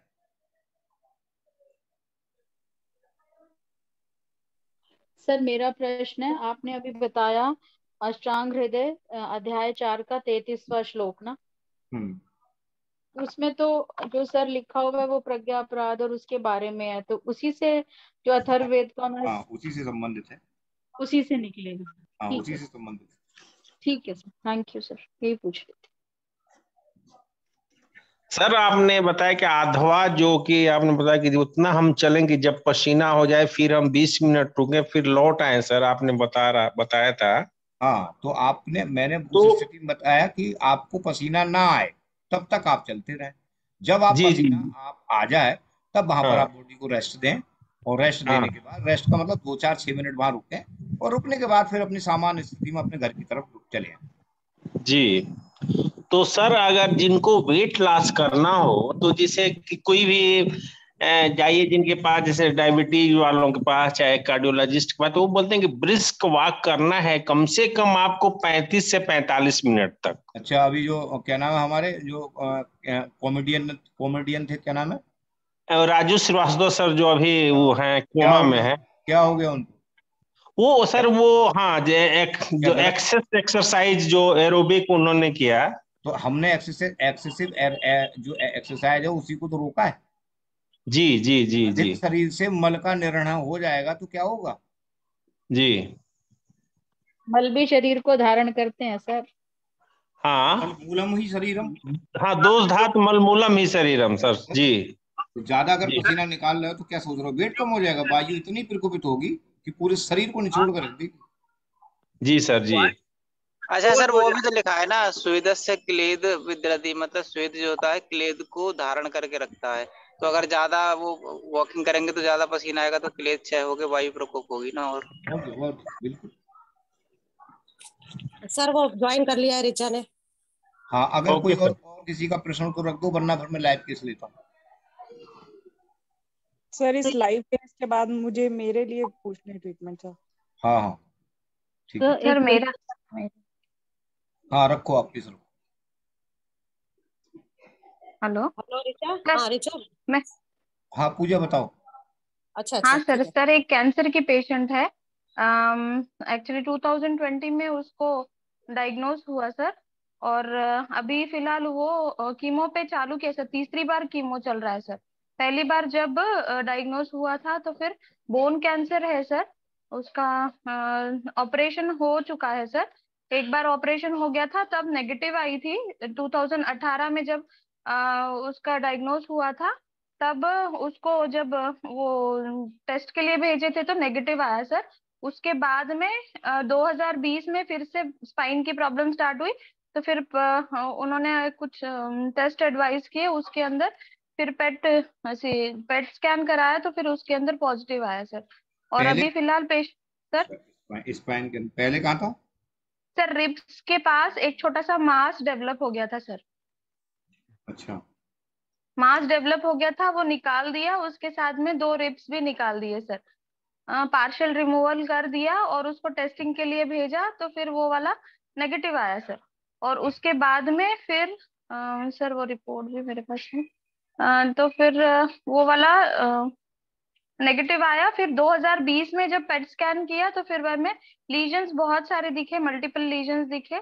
उसके वो देखने के बाद में उन्होंने बताया कि इनको कीमो स्टार्ट करना पड़ेगा। कीमो दिया, फिर रेडिएशन दिया, फिर तब थोड़ा सा फिर से रिलीफ हो गया। और उसके बाद में सर फिर से 1 साल के अंदर ही फिर से रिपीट, फिर से पेन चालू हो गया, तो उन्होंने फिर टेस्ट कराया तो फिर से पॉजिटिव आया सर।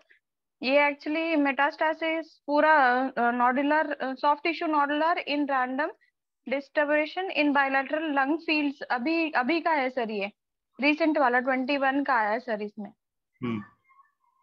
और सर अभी फिलहाल पेशेंट एक्टिव ही है सर, ऐसी कोई बहुत ऐसे माने कैंसर पेशेंट जैसी तो नहीं लगी मुझे, लेकिन भूख नहीं लग रही है, नींद नहीं आ रही है। रात को 2 बजे के बाद उसका पेन बहुत एग्रीवेट होता है स्पाइन में सर, पीठ के नीचे से स्टार्ट होता है, नीचे जैसे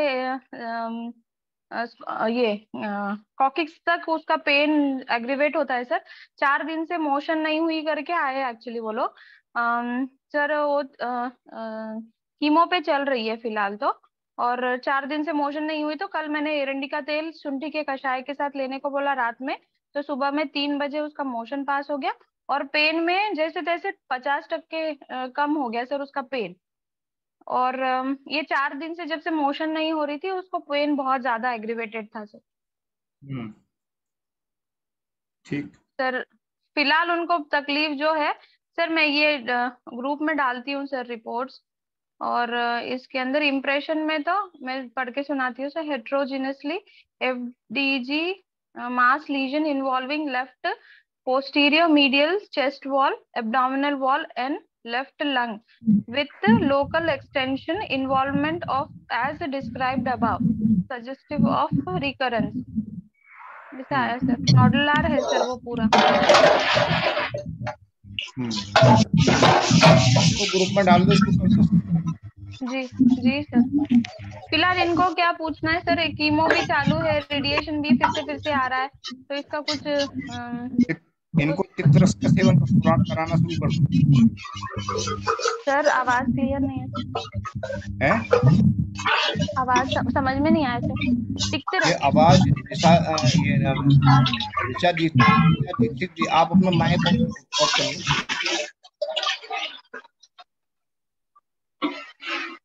निशा जी आपका भी माइक शायद। निशा जी जी सर, आप बंद कर दीजिए, फिर अपने आप खोल लेंगे जिनको।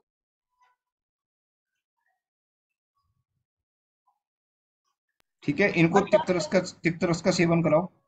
बाकी तिक्तरस का सेवन का मतलब आप छोड़ दो इसको, कल ग्रुप में डालो और फिर शाम को जो है दे देंगे सब। सर तिक्तरस और वायु को नहीं बढ़ाएगा? हैं? तिक्तरस और ज्यादा वायु को नहीं बढ़ाएगा? मैं कल एक बढ़िया बताऊंगा, जहां तक मेरे दिमाग में आ रही है तहां तक मैं एक चीज बताऊंगा आपको। ठीक है सर, लाइव वाला पेशेंट ज्वाइन है सर, पहले उनको ले लो फिर अपना वो लीव कर जाएंगे। कल मैं बताऊंगा इसको। एज लाइक टू बिल्कुल एकदम मधुमेह की संप्राप्ति की तरह है। निकाल लाऊं धीरे धीरे। एक कंटिन्यू कर लूं, बाद में फिर कल बाकी का करेंगे। हाँ। आज भी लेने को बोला है मैंने, कैस्ट्रॉइल 2 चम्मच। वैसे भी चलिए। जी सर, थैंक यू सर। जी संगीता जी लाओ।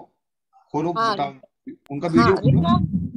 ऋचा हेलो। हाँ बोलिए। हाँ हेलो। जी हाँ अपना सर वीडियो मेरे खोलो, वीडियो खोल लो आप अपना। वीडियो ऑन करिए।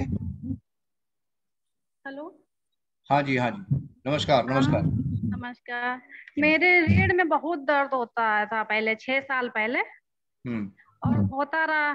फिर अब जो है मेरे इस साइड में हाथ में बहुत हम्म दर्द होता है, यहाँ की कुरिया जो है दब गई है।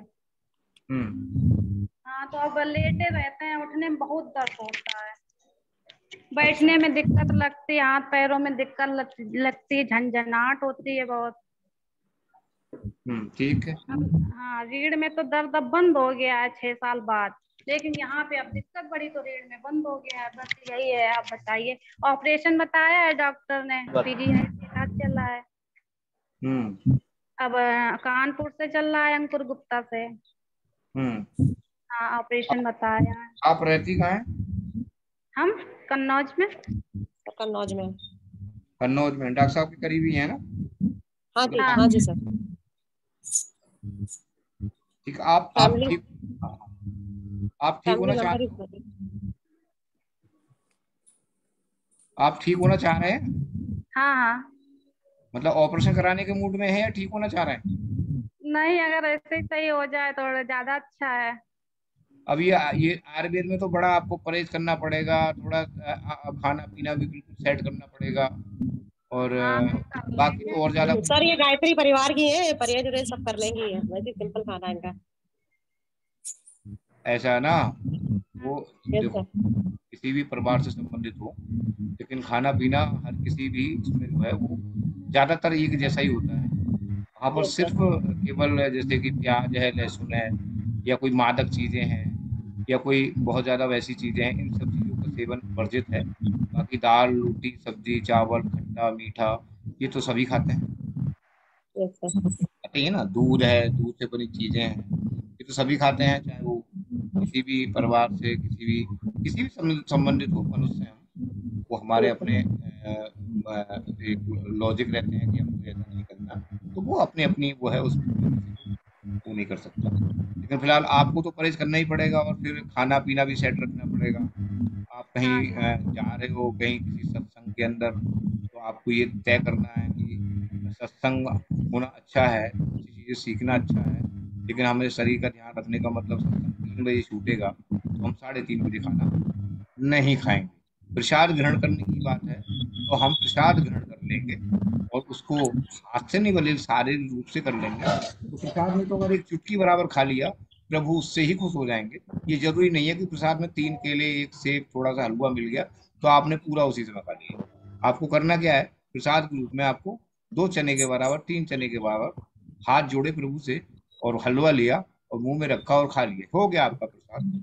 फिर आप अपने घर पे खा के जाएं या फिर खाएं। इस चीज को मैं थोड़ा सा जानता हूं, क्योंकि मैंने फिर वही कहा डॉक्टर साहब कि जो मतलब कहना चाहिए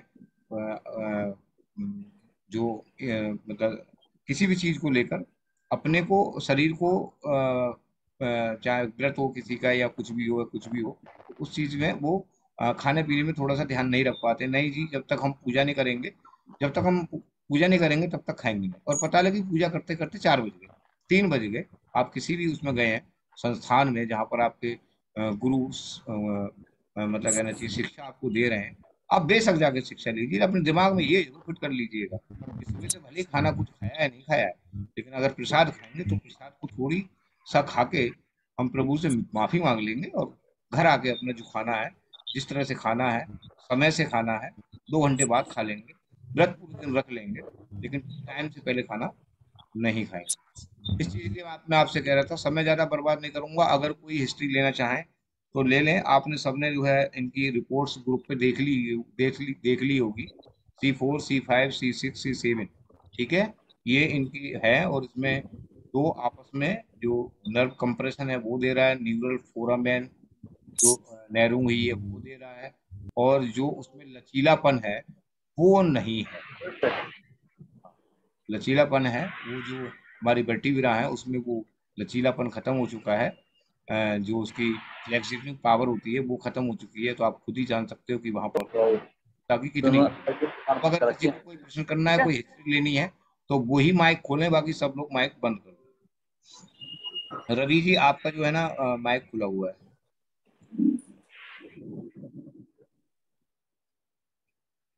जी कौन हिस्ट्री ले हैं? पवन जी आप हिस्ट्री लेंगे?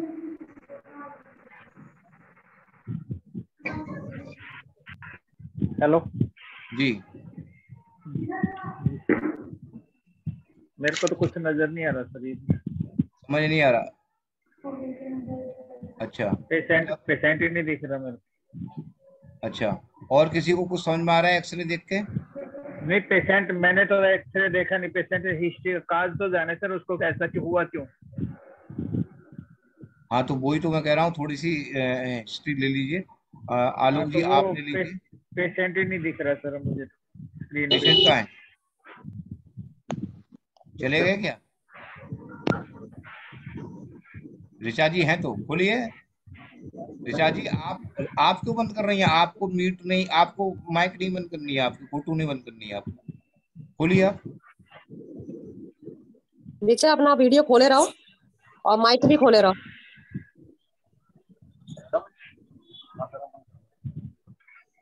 वो एक्चुअली वीडियो उनका इसलिए भी दिखाई नहीं देता क्योंकि वो स्पॉटलाइट नहीं है, और जब हम सब लोग बोलते हैं ना तो उसमें क्या होता है कि जो बोलता है वो ओवरलैप हो जाता है।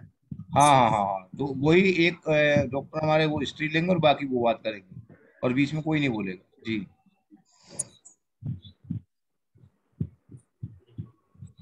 ऋचा जी खोलिए। ऋचा माइक खोलो अपना, वीडियो खोलो। उमेश भाई साहब जरा इनका आप हेल्प कर दीजिए, नहीं तो आप अपने से करा दीजिए बात।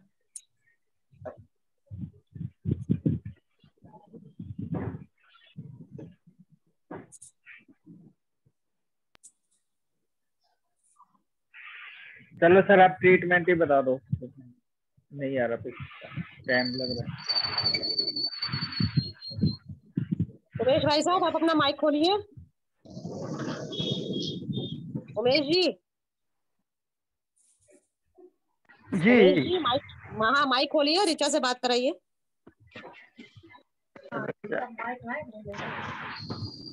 सर आप ही हिस्ट्री ले लीजिए और आप ही ना उसको ट्रीटमेंट बता दीजिए, वो ठीक रहेगा सर। जी सर। माइक तो खोले, अपनी माइक खोलिए और वीडियो खोलिए। एक वीडियो का होगा बराबर में, उसको टच कर दीजिए।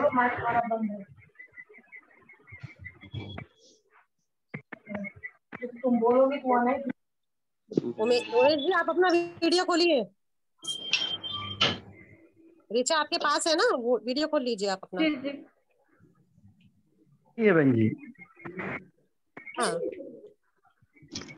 अच्छा हमारे पास नहीं है।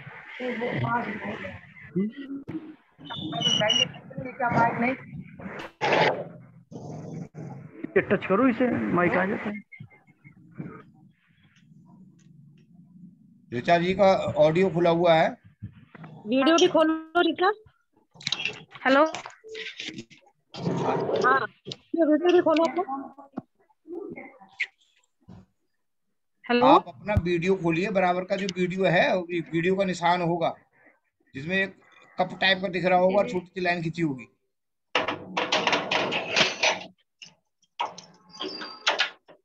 अब आपने जो है वो माइक भी बंद कर दिया।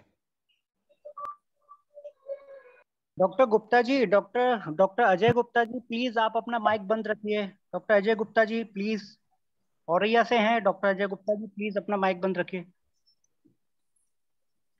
जी ऋचा जी आप मुझे ये बताइए, अगर आपको लगता, फिर बंद कर दिया। ऋचा जी बताइए आपको ये बीमारी, ये परेशानी कब से हो रही है?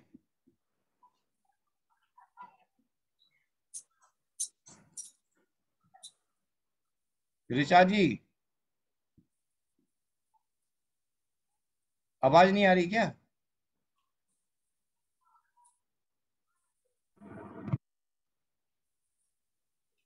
बहुत टाइम खराब हो रहा है।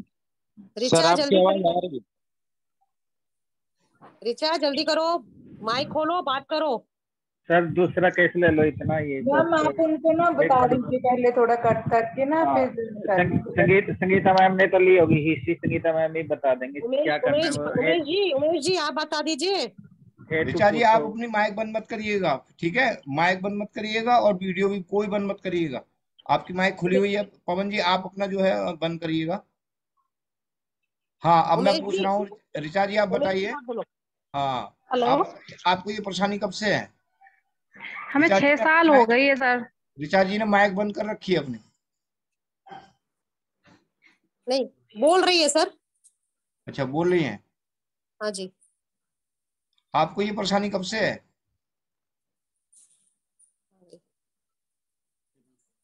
माइक चला जा रहा है, क्या बात है, नेट जा रहा है क्या? सब 6 साल हो गए हैं सर। अब आप ही बताओ इनको। 6 साल हो गए इनको।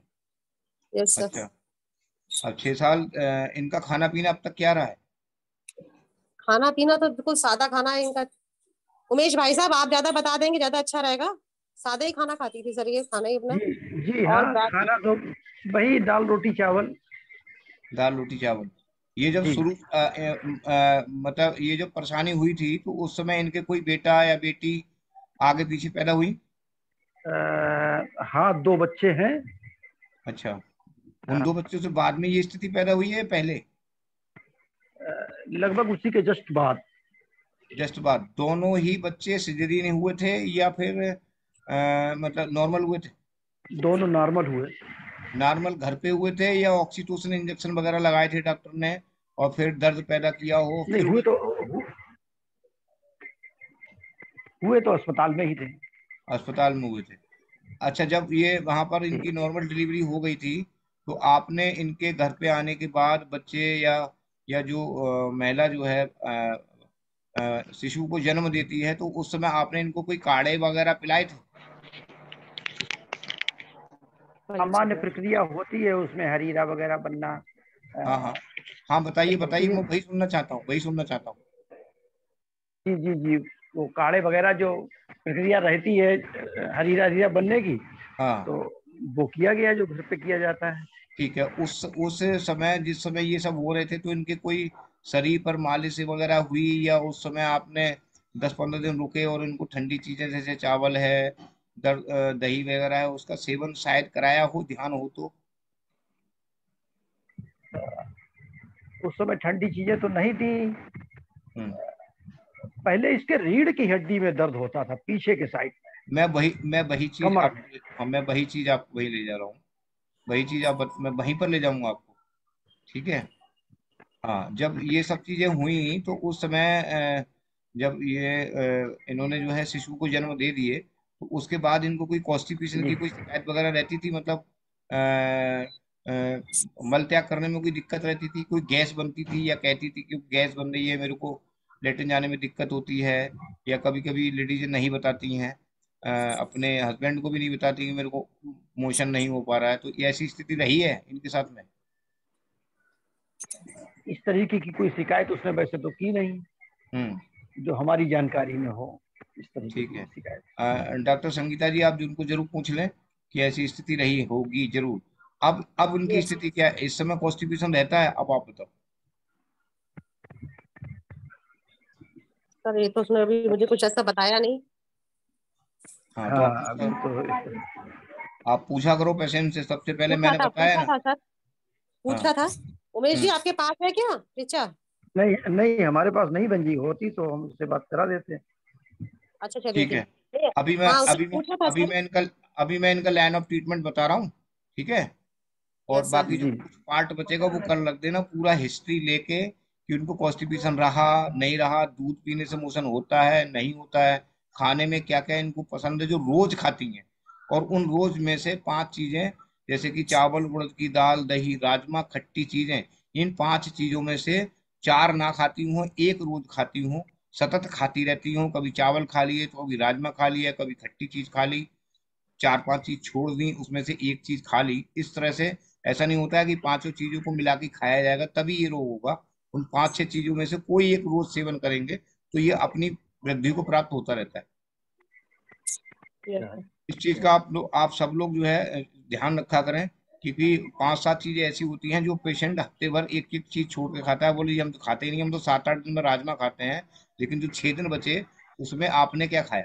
चावल खाए, फिर दही खा लिया दूसरे दिन, फिर तीसरे दिन मतलब कहना चाहिए कोई नींबू सीबू निचोड़ नचाड़ के, और फिर उसमें खट्टा उट्टा बना के फिर वो खा लिया, और 5वें दिन फिर थोड़े से चावल खा लिए, और 7वें दिन थोड़ी सी उड़द की दाल खा ली। और जब नंबर आया कि आपने ये चीज खाई थी, बोले हमने तो 7 दिन पहले खाई थी। और जो पीछे के जितने रह गए सम, तब क्या है? सामान्य कर्म। क्या? सामान्य कर्म। कर्म विशेष नहीं, कर्म सामान्य। कर्म सामान्य के रूप से फिर वो स्थिति होती चली जा रही है कि जितने भी ड्रग खा रहे हैं उनके कर्म सामान्य है। आपको जरूरी नहीं है कि 5 एक साथ में खाएं। इनका ट्रीटमेंट लिखो। ठीक है, इनको लीव करा दे फिर क्या? हाँ हाँ, आम बतारी रस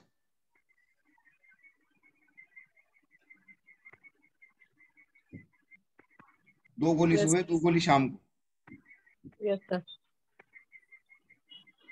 मैंने जहाँ मैं आप अल्ट्रासाउंड को देख कर ही इनका ट्रीटमेंट बता रहा हूँ। अजमोदादी चूर्ण यस सर। आधा चम्मच सुबह, आधा चम्मच शाम को। Yes sir. पंचकोल चूर्ण यस सर। आधा चम्मच सुबह, आधा चम्मच शाम को। ये तीनों दवाइयां खाली पेट जाएंगी। Yes sir. ठीक है। Yes sir. त्रियोदशांग गुग्गुल ठीक है सर। 2 गोली सुबह, 2 गोली शाम को। ठीक है। रस राजेश्वर रस ठीक 1 गोली सुबह, 1 गोली शाम को। ठीक है सर। पंचतिक्त घृत यस सर।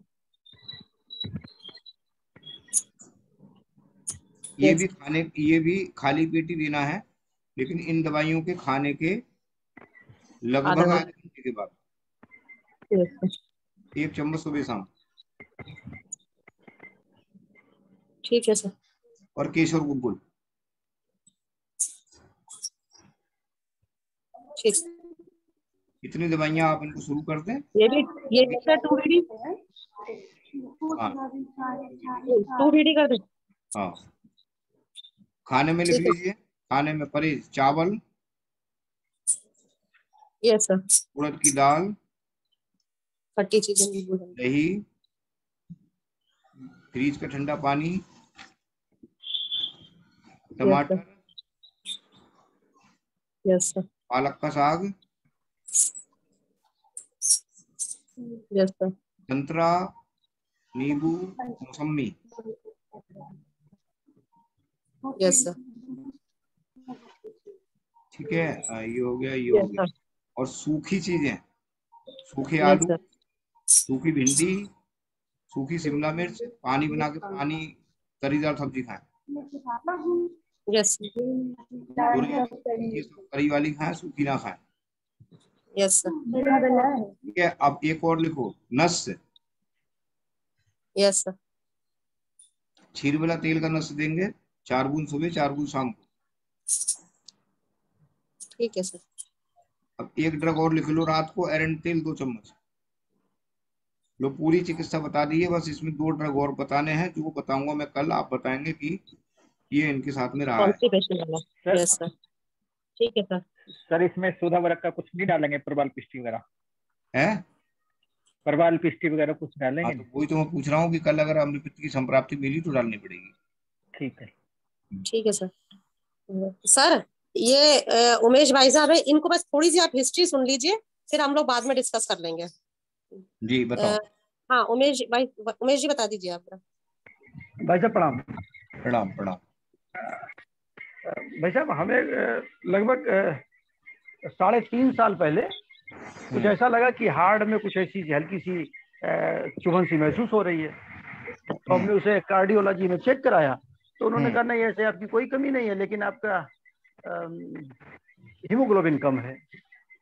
अच्छा। लगभग 8 पॉइंट के आसपास। तो फिर हमने उसे अन्य जगह टेस्टिंग कराई, उसकी रीजेंसी में भी चले गए और वहाँ भी इंडोस्कोपी, क्लोनोस्कोपी वगैरह करवाई कि ब्लड कहीं से जा तो नहीं रहा है। तो फिर उस पे वही आयरन के टैबलेट कुछ चले, ठीक हो गया, 12 के आसपास आ गया। फिर 1 साल हमने उस पर ध्यान नहीं दिया, हमने 12 हो गया अब ठीक रहेगा। 1 साल ध्यान नहीं दिया तो काफी नीचे आ गया, वो 5 के आसपास आ गया हीमोग्लोबिन। फिर हमें 3 बॉटल ब्लड चढ़ानी पड़ी और फिर उसके बाद सही आया। तो अब आयरन के टैबलेट खाते रहते हैं तब तक तो सही रहता है, और जैसे ही उसे छोड़ते हैं 1 महीने में ही 1 पॉइंट 1.5 पॉइंट कम हो जाता है। वैसे मुझे फिर आयरन तो लगभग 2 साल से ही प्रक्रिया चल रही है। अच्छा। और साल में एक बार इनका जरूर हीमोग्लोबिन कम हो जाता है और वो 5-6 के आसपास पहुंच जाता है। बहन जी अगर आयरन टैबलेट लेते रहें हाँ जी, तो कम नहीं रहता है। अच्छा, आयरन आपका हीमोग्लोबिन किस ऋतु में कम होता है, इसको ये पता है आपको? जी, किस ऋतु के अंदर कम होता है, जाड़े में, वर्षा में या फिर गर्मी में? सही आकलन तो नहीं किया है, लेकिन गर्मी में। गर्मी में, ठीक। हर महीने टेस्टिंग कराते हैं लगभग, लेकिन जब भी हम 1 महीने के लिए या 15 दिन के लिए भी आयरन टैबलेट छोड़ दें, हाँ, तो तुरंत 12 का 11 रह जाएगा, फिर 10 रह जाएगा तुरंत। अच्छा। तो फिर हमें खाना पड़ता है, फिर हम आयरन टैबलेट प्रारंभ कर देते हैं। ऐसा लगभग रीजेंसी से लगभग 1.5 साल हो गया है हमें इलाज करते हुए, और वो कुछ नहीं देते हैं, सिर्फ वही विटामिन के टैबलेट, मल्टीविटामिन कई तरीके की 5-5 हजार की दवा बांध देते हैं, और वो आयरन टैबलेट। अभी आप पीजीआई भी तो गए थे ना, पिछले साल पीजीआई गए थे ना, वहाँ पर भी दिखाया था आपने? हाँ, जी। अच्छा, आप क्या सब्जी किसमें बनती है, लोहे की कढ़ाई में, कुकर में या नॉन स्टिक में? वैसे स्टील के कुकर में या कढ़ाई में? कढ़ाई में कभी कभी या रोज? रोज कढ़ाई में। रोज कढ़ाई में। आप सबसे पहले ऊपर खा लेते हैं, सबसे पहले खाना खाते हैं? हाँ, लगभग पहले तो क्या, हाँ ठीक, उसे पूरी तरीके से पूरा खाना निकाल के एक साथ मिक्स करके ही बाद में हमें दिया जाता है। अच्छा, आपको ऐसा कभी नहीं दिया कि लो ये कढ़ाई में बैठ गई, कढ़ाई में खा लो आप कुछ के सब? नहीं, ऐसा नहीं। ऐसा क्यों? आपकी एज क्या है सर? हमारी 55। तो आपने तो बहुत कुछ देख लिया होगा। हाँ, देख तो लिया है सर। सर बहुत एक्टिव मेंबर है ये, और बहुत घर में ही खाना खाते हैं, दिन भर काम करते हैं और घर में ही खाना खाते हैं। संगीता मैम। हाँ जी। 5 किलोमीटर की मॉर्निंग वॉक भी भाई साहब कंप्लीट है। एमसीवी कम है या ज्यादा है? ये अभी मैं इनकी रिपोर्ट दोबारा मंगाऊंगी, कल मैं आपको शेयर करूंगी ग्रुप में। क्योंकि कम ही होगा ना सर, वो आयरन दे रहे हैं ना, माइक्रोसाइटिक एनीमिया होगा। इनका शायद कम रहता है वो। वही चेक करना चाह रहा था कि एमसीवी कम है तो आयरन डिफिशिएंट है, एमसीवी ज्यादा है तो फोलिक एसिड और B12 डिफिशिएंट है, एक तो वो देखना था।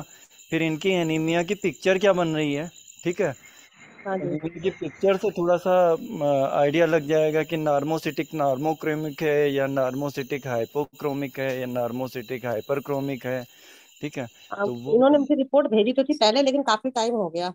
हाँ, तो वो एक बार देख लेते हैं, तो उससे कुछ पिक्चर निकल के आ जाए, फिर कोई इस तरीके का ब्लीडिंग डिसऑर्डर वगैरह रूल आउट करने का, है ना? या G6PD डिफिशियंसी। शायद एमसीवी, क्यों भाई साहब, आपका एमसीवी वगैरह शायद कम था ना? जी, वो तो जब टेस्ट कराया था आपने रीजेंसी में, वो पीजीआई में। जी, तो उन्होंने उसे एनीमिया ही घोषित किया। सर एनीमिया कई तरीके का होता है ना उमेश सर। उन्होंने पोषक तत्वों की कमी के कारण एनीमिया। नहीं देखिए, वो जो आप बोल रहे हैं ना, वो लेमन लैंग्वेज में पोषक तत्वों की कमी हो गई, हम उसमें और अंदर घुसते हैं, हम लोग थोड़ा सा टेक्निकल वर्डिंग में जाते हैं ना, तो वो शायद आपको डॉक्टर साहब इसलिए नहीं बोलते होंगे कि आपकी समझ में नहीं आएगा, है ना, तो वो आपकी रिपोर्ट्स वगैरह में लिखा रहता है। तो जनरली क्या होता है कि हम लोग जो आपका जो सीबीसी आप कराते हो, तो उसके पैरामीटर्स से थोड़ा सा अंदर जाके देखने की कोशिश करते हैं कि ये किस तरीके का एनीमिया है और उसके पीछे कारण क्या है। जैसे आपका हीमोग्लोबिन 5 आ जाता है, तो कहीं ना कहीं ये पिक्चर थोड़ा सा बनती है कि ये कहीं हीमोलिसिस की तरफ तो नहीं जा रहा है, कि हीमोलिटिक एनीमिया कहीं हीमोलिसिस हो रही हो।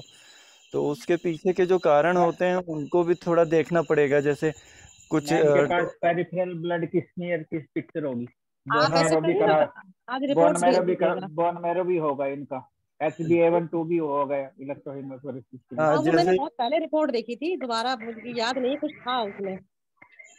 हाँ रिपोर्ट तो उन्होंने ब्लड की टेस्टिंग तो बहुत सी कराई थी, सैकड़ों की तादाद में टेस्टिंग है। आप हमें दे दीजिएगा। हाँ हाँ, हम भेज देते हैं बहन जी आपको। ठीक है, ठीक है। सर इनको बोन्स में ये जॉइंट्स में दर्द वगैरह लगता है क्या? बॉडी में कहीं कोई प्रकार, किसी प्रकार का कोई दर्द नहीं।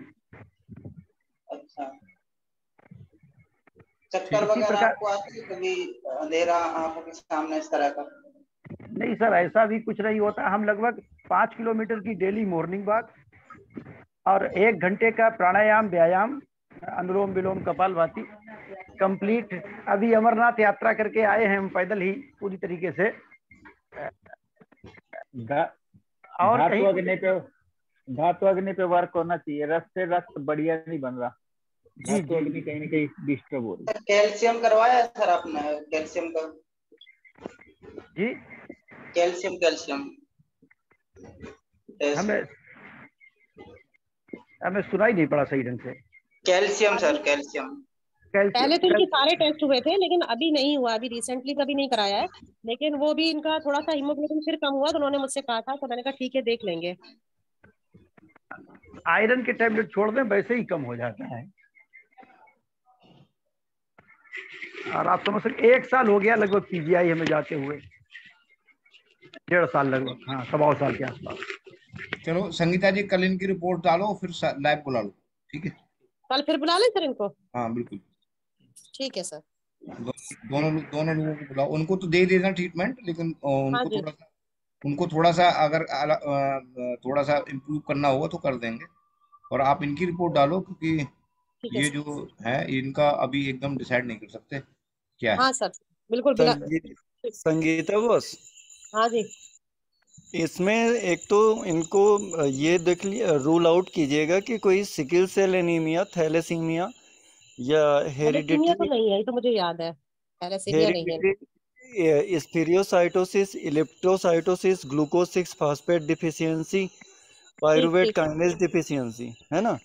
तो ये कहीं ना कहीं से अगर जो इनको ये हेरिडिटरी होगा तब तो इनमें से कोई कहा जा सकता है ना। और अगर एक्वायर्ड होगा कि इम्यूनिटी से आया होगा तो कहीं उल्टा सीधा ब्लड ट्रांसफ्यूजन तो नहीं हुआ है ना? ब्लड ट्रांसफ्यूजन नहीं हुआ इनका, आयरन के इंजेक्शन लगवाए हैं। अच्छा, ब्लड ट्रांसफ्यूजन फर्स्ट टाइम में शायद जब इनका 4-5 ग्राम रह गया था तब ब्लड लगा था। अच्छा, फिर कोई ऑटो इम्यून डिसीज तो नहीं है इनको, ल्यूपस टाइप की, है ना? Hodgkin's lymphoma, Epstein Barr virus, cytomegalo, PGI में है, ये सब चेक किया होगा उन्होंने। हाँ हाँ बिल्कुल, हेपेटाइटिस, HIV, है ना? तो ये निकल के आएंगी। या कई बार ड्रग इंड्यूस्ड होता है, इनकी कोई ड्रग हिस्ट्री तो नहीं है, like penicillin, chemotherapy, acetaminophen, quinine, anti malarial कुछ ले रहे होंगे। अगर एंटी मलेरियल लेने से कभी ब्लीडिंग वगैरह हुई होगी तो ये G6 फॉस्फेट डिफिशियंसी की तरफ सबसे पहले जाता है ना? अच्छा। कोई मैकेनिकल काज हो रहा हो, मैकेनिकल काज में जैसे कीमोथेरेपी वगैरह हो गया, हार्ट लंग बाईपास वगैरह का, हीमोडायलिसिस हो रही हो किडनी वगैरह के केसेस में, मैलिग्नेंट हाइपरटेंशन, ठीक है? तो ये सब चीज़ें उनको कई बार ब्लैक वाटर फीवर वगैरह, टिक बॉर्न डिसीज, स्नेक वीनम वगैरह लगा हो कभी, है ना? या कोई टॉक्सिक केमिकल का एक्सपोजर हो, तो ये इनकी हीमोलिटिक एनीमिया टाइप की मुझे पिक्चर लग रही है, क्योंकि ये बहुत ज़्यादा डाउनफॉल जा रहा है ना। हाँ जी। तो ये थोड़ा सा PGI की सारी रिपोर्ट चेक करिएगा तो थोड़ा निकल के आएगा कि ये क्या पिक्चर बन रही है। लास्ट ईयर गए थे तो उन्होंने मुझे दिखाया था, तब उसमें कुछ था नहीं, लेकिन बस वही एनीमिया का ही निकला था। CBC में थोड़ा सा कुछ प्रॉब्लम थी, वो था। लेकिन हम एक पहले रिपोर्ट्स लेके फिर डालेंगे, दोबारा से देखते हैं। हम एनीमिया में अंदर तक घुस के जब जाएंगे ना तो उसका ट्रीटमेंट थोड़ा और इजी हो जाएगा। हाँ हाँ ठीक है, ठीक है, चलिए। जी बॉस। ठीक है। हाँ अब और किसी का कोई प्रश्न हो, कोई केस हो तो रख दो, टाइम सर तो बस हुई मुझे गया। मेरे केस में अपथ्य बता दें कि क्या हाँ नहीं लेना। हाँ हाँ हाँ हाँ। उमेश भाई साहब, आप अपना लीव कर दीजिए। जी जी भाई जी, ठीक है, प्रणाम। कल आइएगा सर हाँ जरूर, प्रणाम। ठीक है।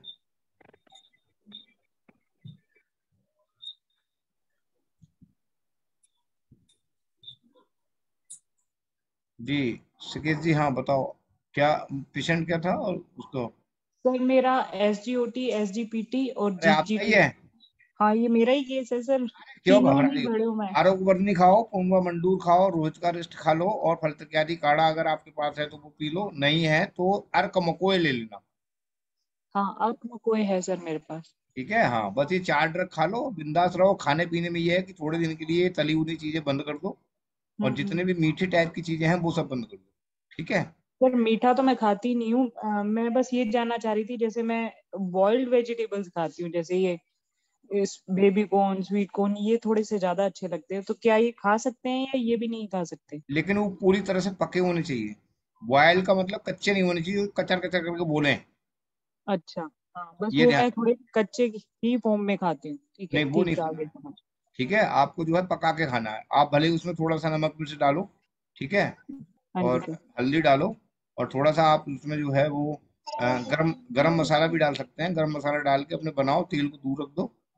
तेल अगर ठीक आप है। खिलाएंगे तो बाद में खिला देंगे, अभी नहीं खिलाएंगे। नहीं ऐसे- तेल में सर कम ही खाती हूँ, बट मुझे ये ही नहीं समझ आया, मैं तला हुआ भी कम खाती हूँ और तेल भी कम खाती हूँ, फिर भी ये इतना बढ़ कैसे गया? नहीं क्या ऐसा है, स्ट्रेस की ये वजह से इसमें, ऐसा बढ़ हाँ गया ये था? इसमें वायु का अंतिम प्रकोप का चल रहा है। और इसमें अब ये जो मतलब बनेगा, मैं आपको अपना एक क्लिनिकल एक्सपीरियंस बताता हूँ कि मैं पहले से ही तैयारी कर लेता हूँ कि इस तरह के पेशेंट अब आना शुरू होंगे। अब बरसात का मौसम खत्म होने वाला है और धीरे धीरे शरद ऋतु का आगमन होगा। इस स्थिति में होगा क्या कि जो पेशेंट बहुत ज्यादा तली भुनी चीजें है, क्या कि हमारे सिस्टम में एक चीज देखिए, धार्मिक सिस्टम में भी देख लीजिएगा कि धार्मिक सिस्टम में इस समय जो है वो जितने भी पित्त को प्रकोपित करने वाले आहार विहार हैं, वो लगभग जो है वो ये हमारे दशहरा तक चलेंगे। दशहरा के बाद फिर शुरू हो जाएगा हमारा हल्का सा, जो शरद ऋतु का आगमन होगा वो पूरी तरह से मतलब एक बढ़ता हुआ चला जाएगा। और थोड़े दिन के बाद फिर दीपावली, यानी 20 दिन के बाद दीपावली शुरू होगी। उस दीपावली पर हम पित्त को शांत करने वाली औषधियां शुरू कर देते हैं, अर्थात मतलब साम व्यवस्था में लाने वाली औषधियों को शुरू कर देते हैं। और उस स्थिति में ही फिर वहां पर साम्यता, क्योंकि उस समय प्रकोपित होता है बहुत बुरी तरह से पित्त, और वो फिर क्या करता है, हम कफवर्धक औषधियां खाते हैं उससे, और वहीं शुरू हो जाता है दीपावली पे मीठा दही बल्ले ये सब वहां शुरू करते हैं।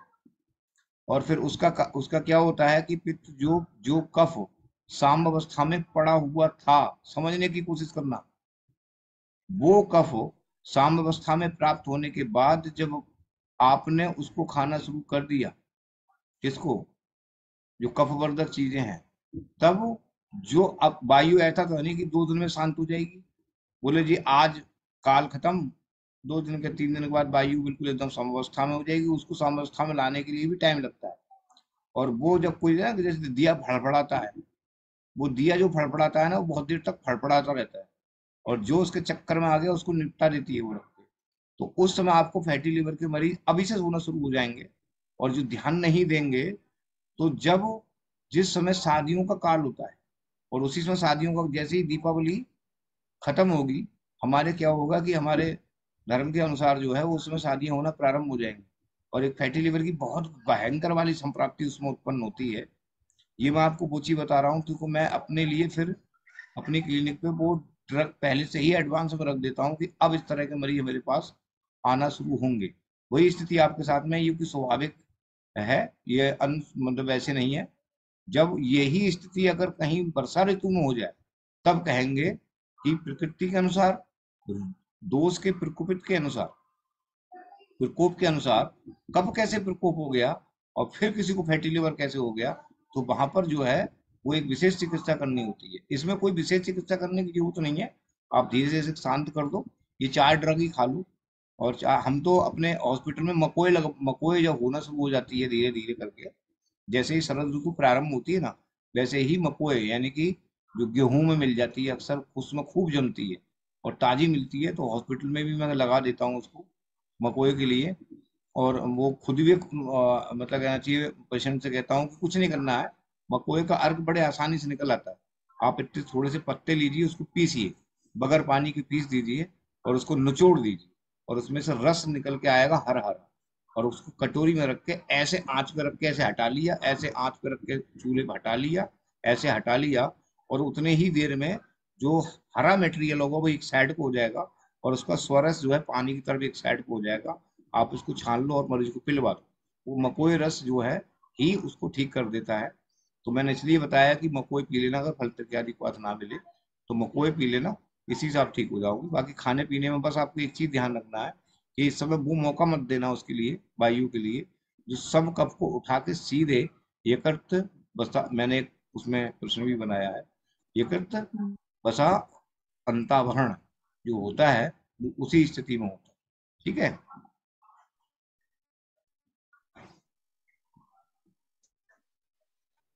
ठीक है, बस इतना ध्यान रखना। बाकी अब सेशन हम सर एक मेरे मामा जी का एक मामा जी का मामा जी को क्लोज करेंगे सर। ठीक, वो रही थी महीने का ये ट्रीटमेंट होने वाला है, 4 दिन की और मेडिसिन बची है, अभी वो ट्रीटमेंट रिपीट करना है या कुछ अलग करना है? 4 दिन के बाद उनका ट्राइजेमिनल न्यूरैल्जिया और हेपेटाइटिस बी था। अच्छा, अब ट्राइजेमिनल न्यूरैल्जिया कैसी है? आपकी आवाज नहीं आ रही। क्या मैं उनको सेशन में कल ले आऊं? सबसे पहले थी, अभी उसमें कोई चेंज नहीं है, कुछ भी चेंज परसों ले आना, परसों, कल 2 ये लाइव हैं, परसों ले सर। अभी आ रही है आवाज? हाँ हाँ, परसों ले आना, परसों ले सर आना। मैं परसों मिलूंगी। सर जिनको विजन के लिए भी प्रॉब्लम थी उन दोनों को ही बुला लूं? हाँ, दोनों को बुला लेना। हाँ, दोनों को अब पूजा जी आप अपना रिव्यू रखो।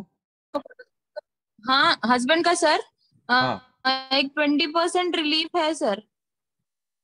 अरे क्या हुआ था सर? वो शोल्डर पेन थे ना, बायलैटरल, हाँ, आघात हिस्ट्री, समझ गया। आघात बात। हाँ, तो सैंधवादी तेल किया अशोक नवटी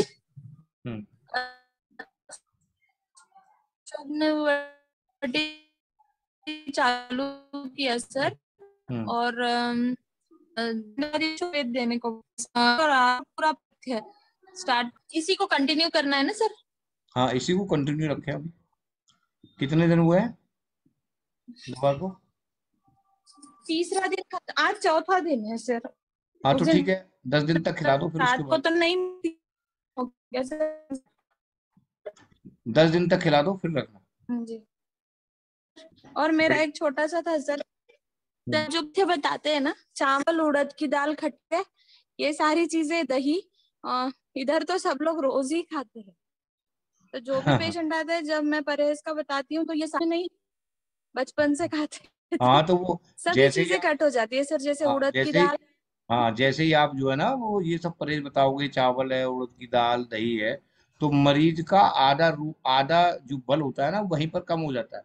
मतलब उसे जो है ना वहीं पर कमजोरी शुरू हो जाती है, एट स्पॉट वहीं होगी कमजोरी। बोले फिर क्या है, बहुत कमजोरी आ जाएगी, है? तो इस चीज को अपने दिमाग में रखो कि मरीज को स्टिक रखो।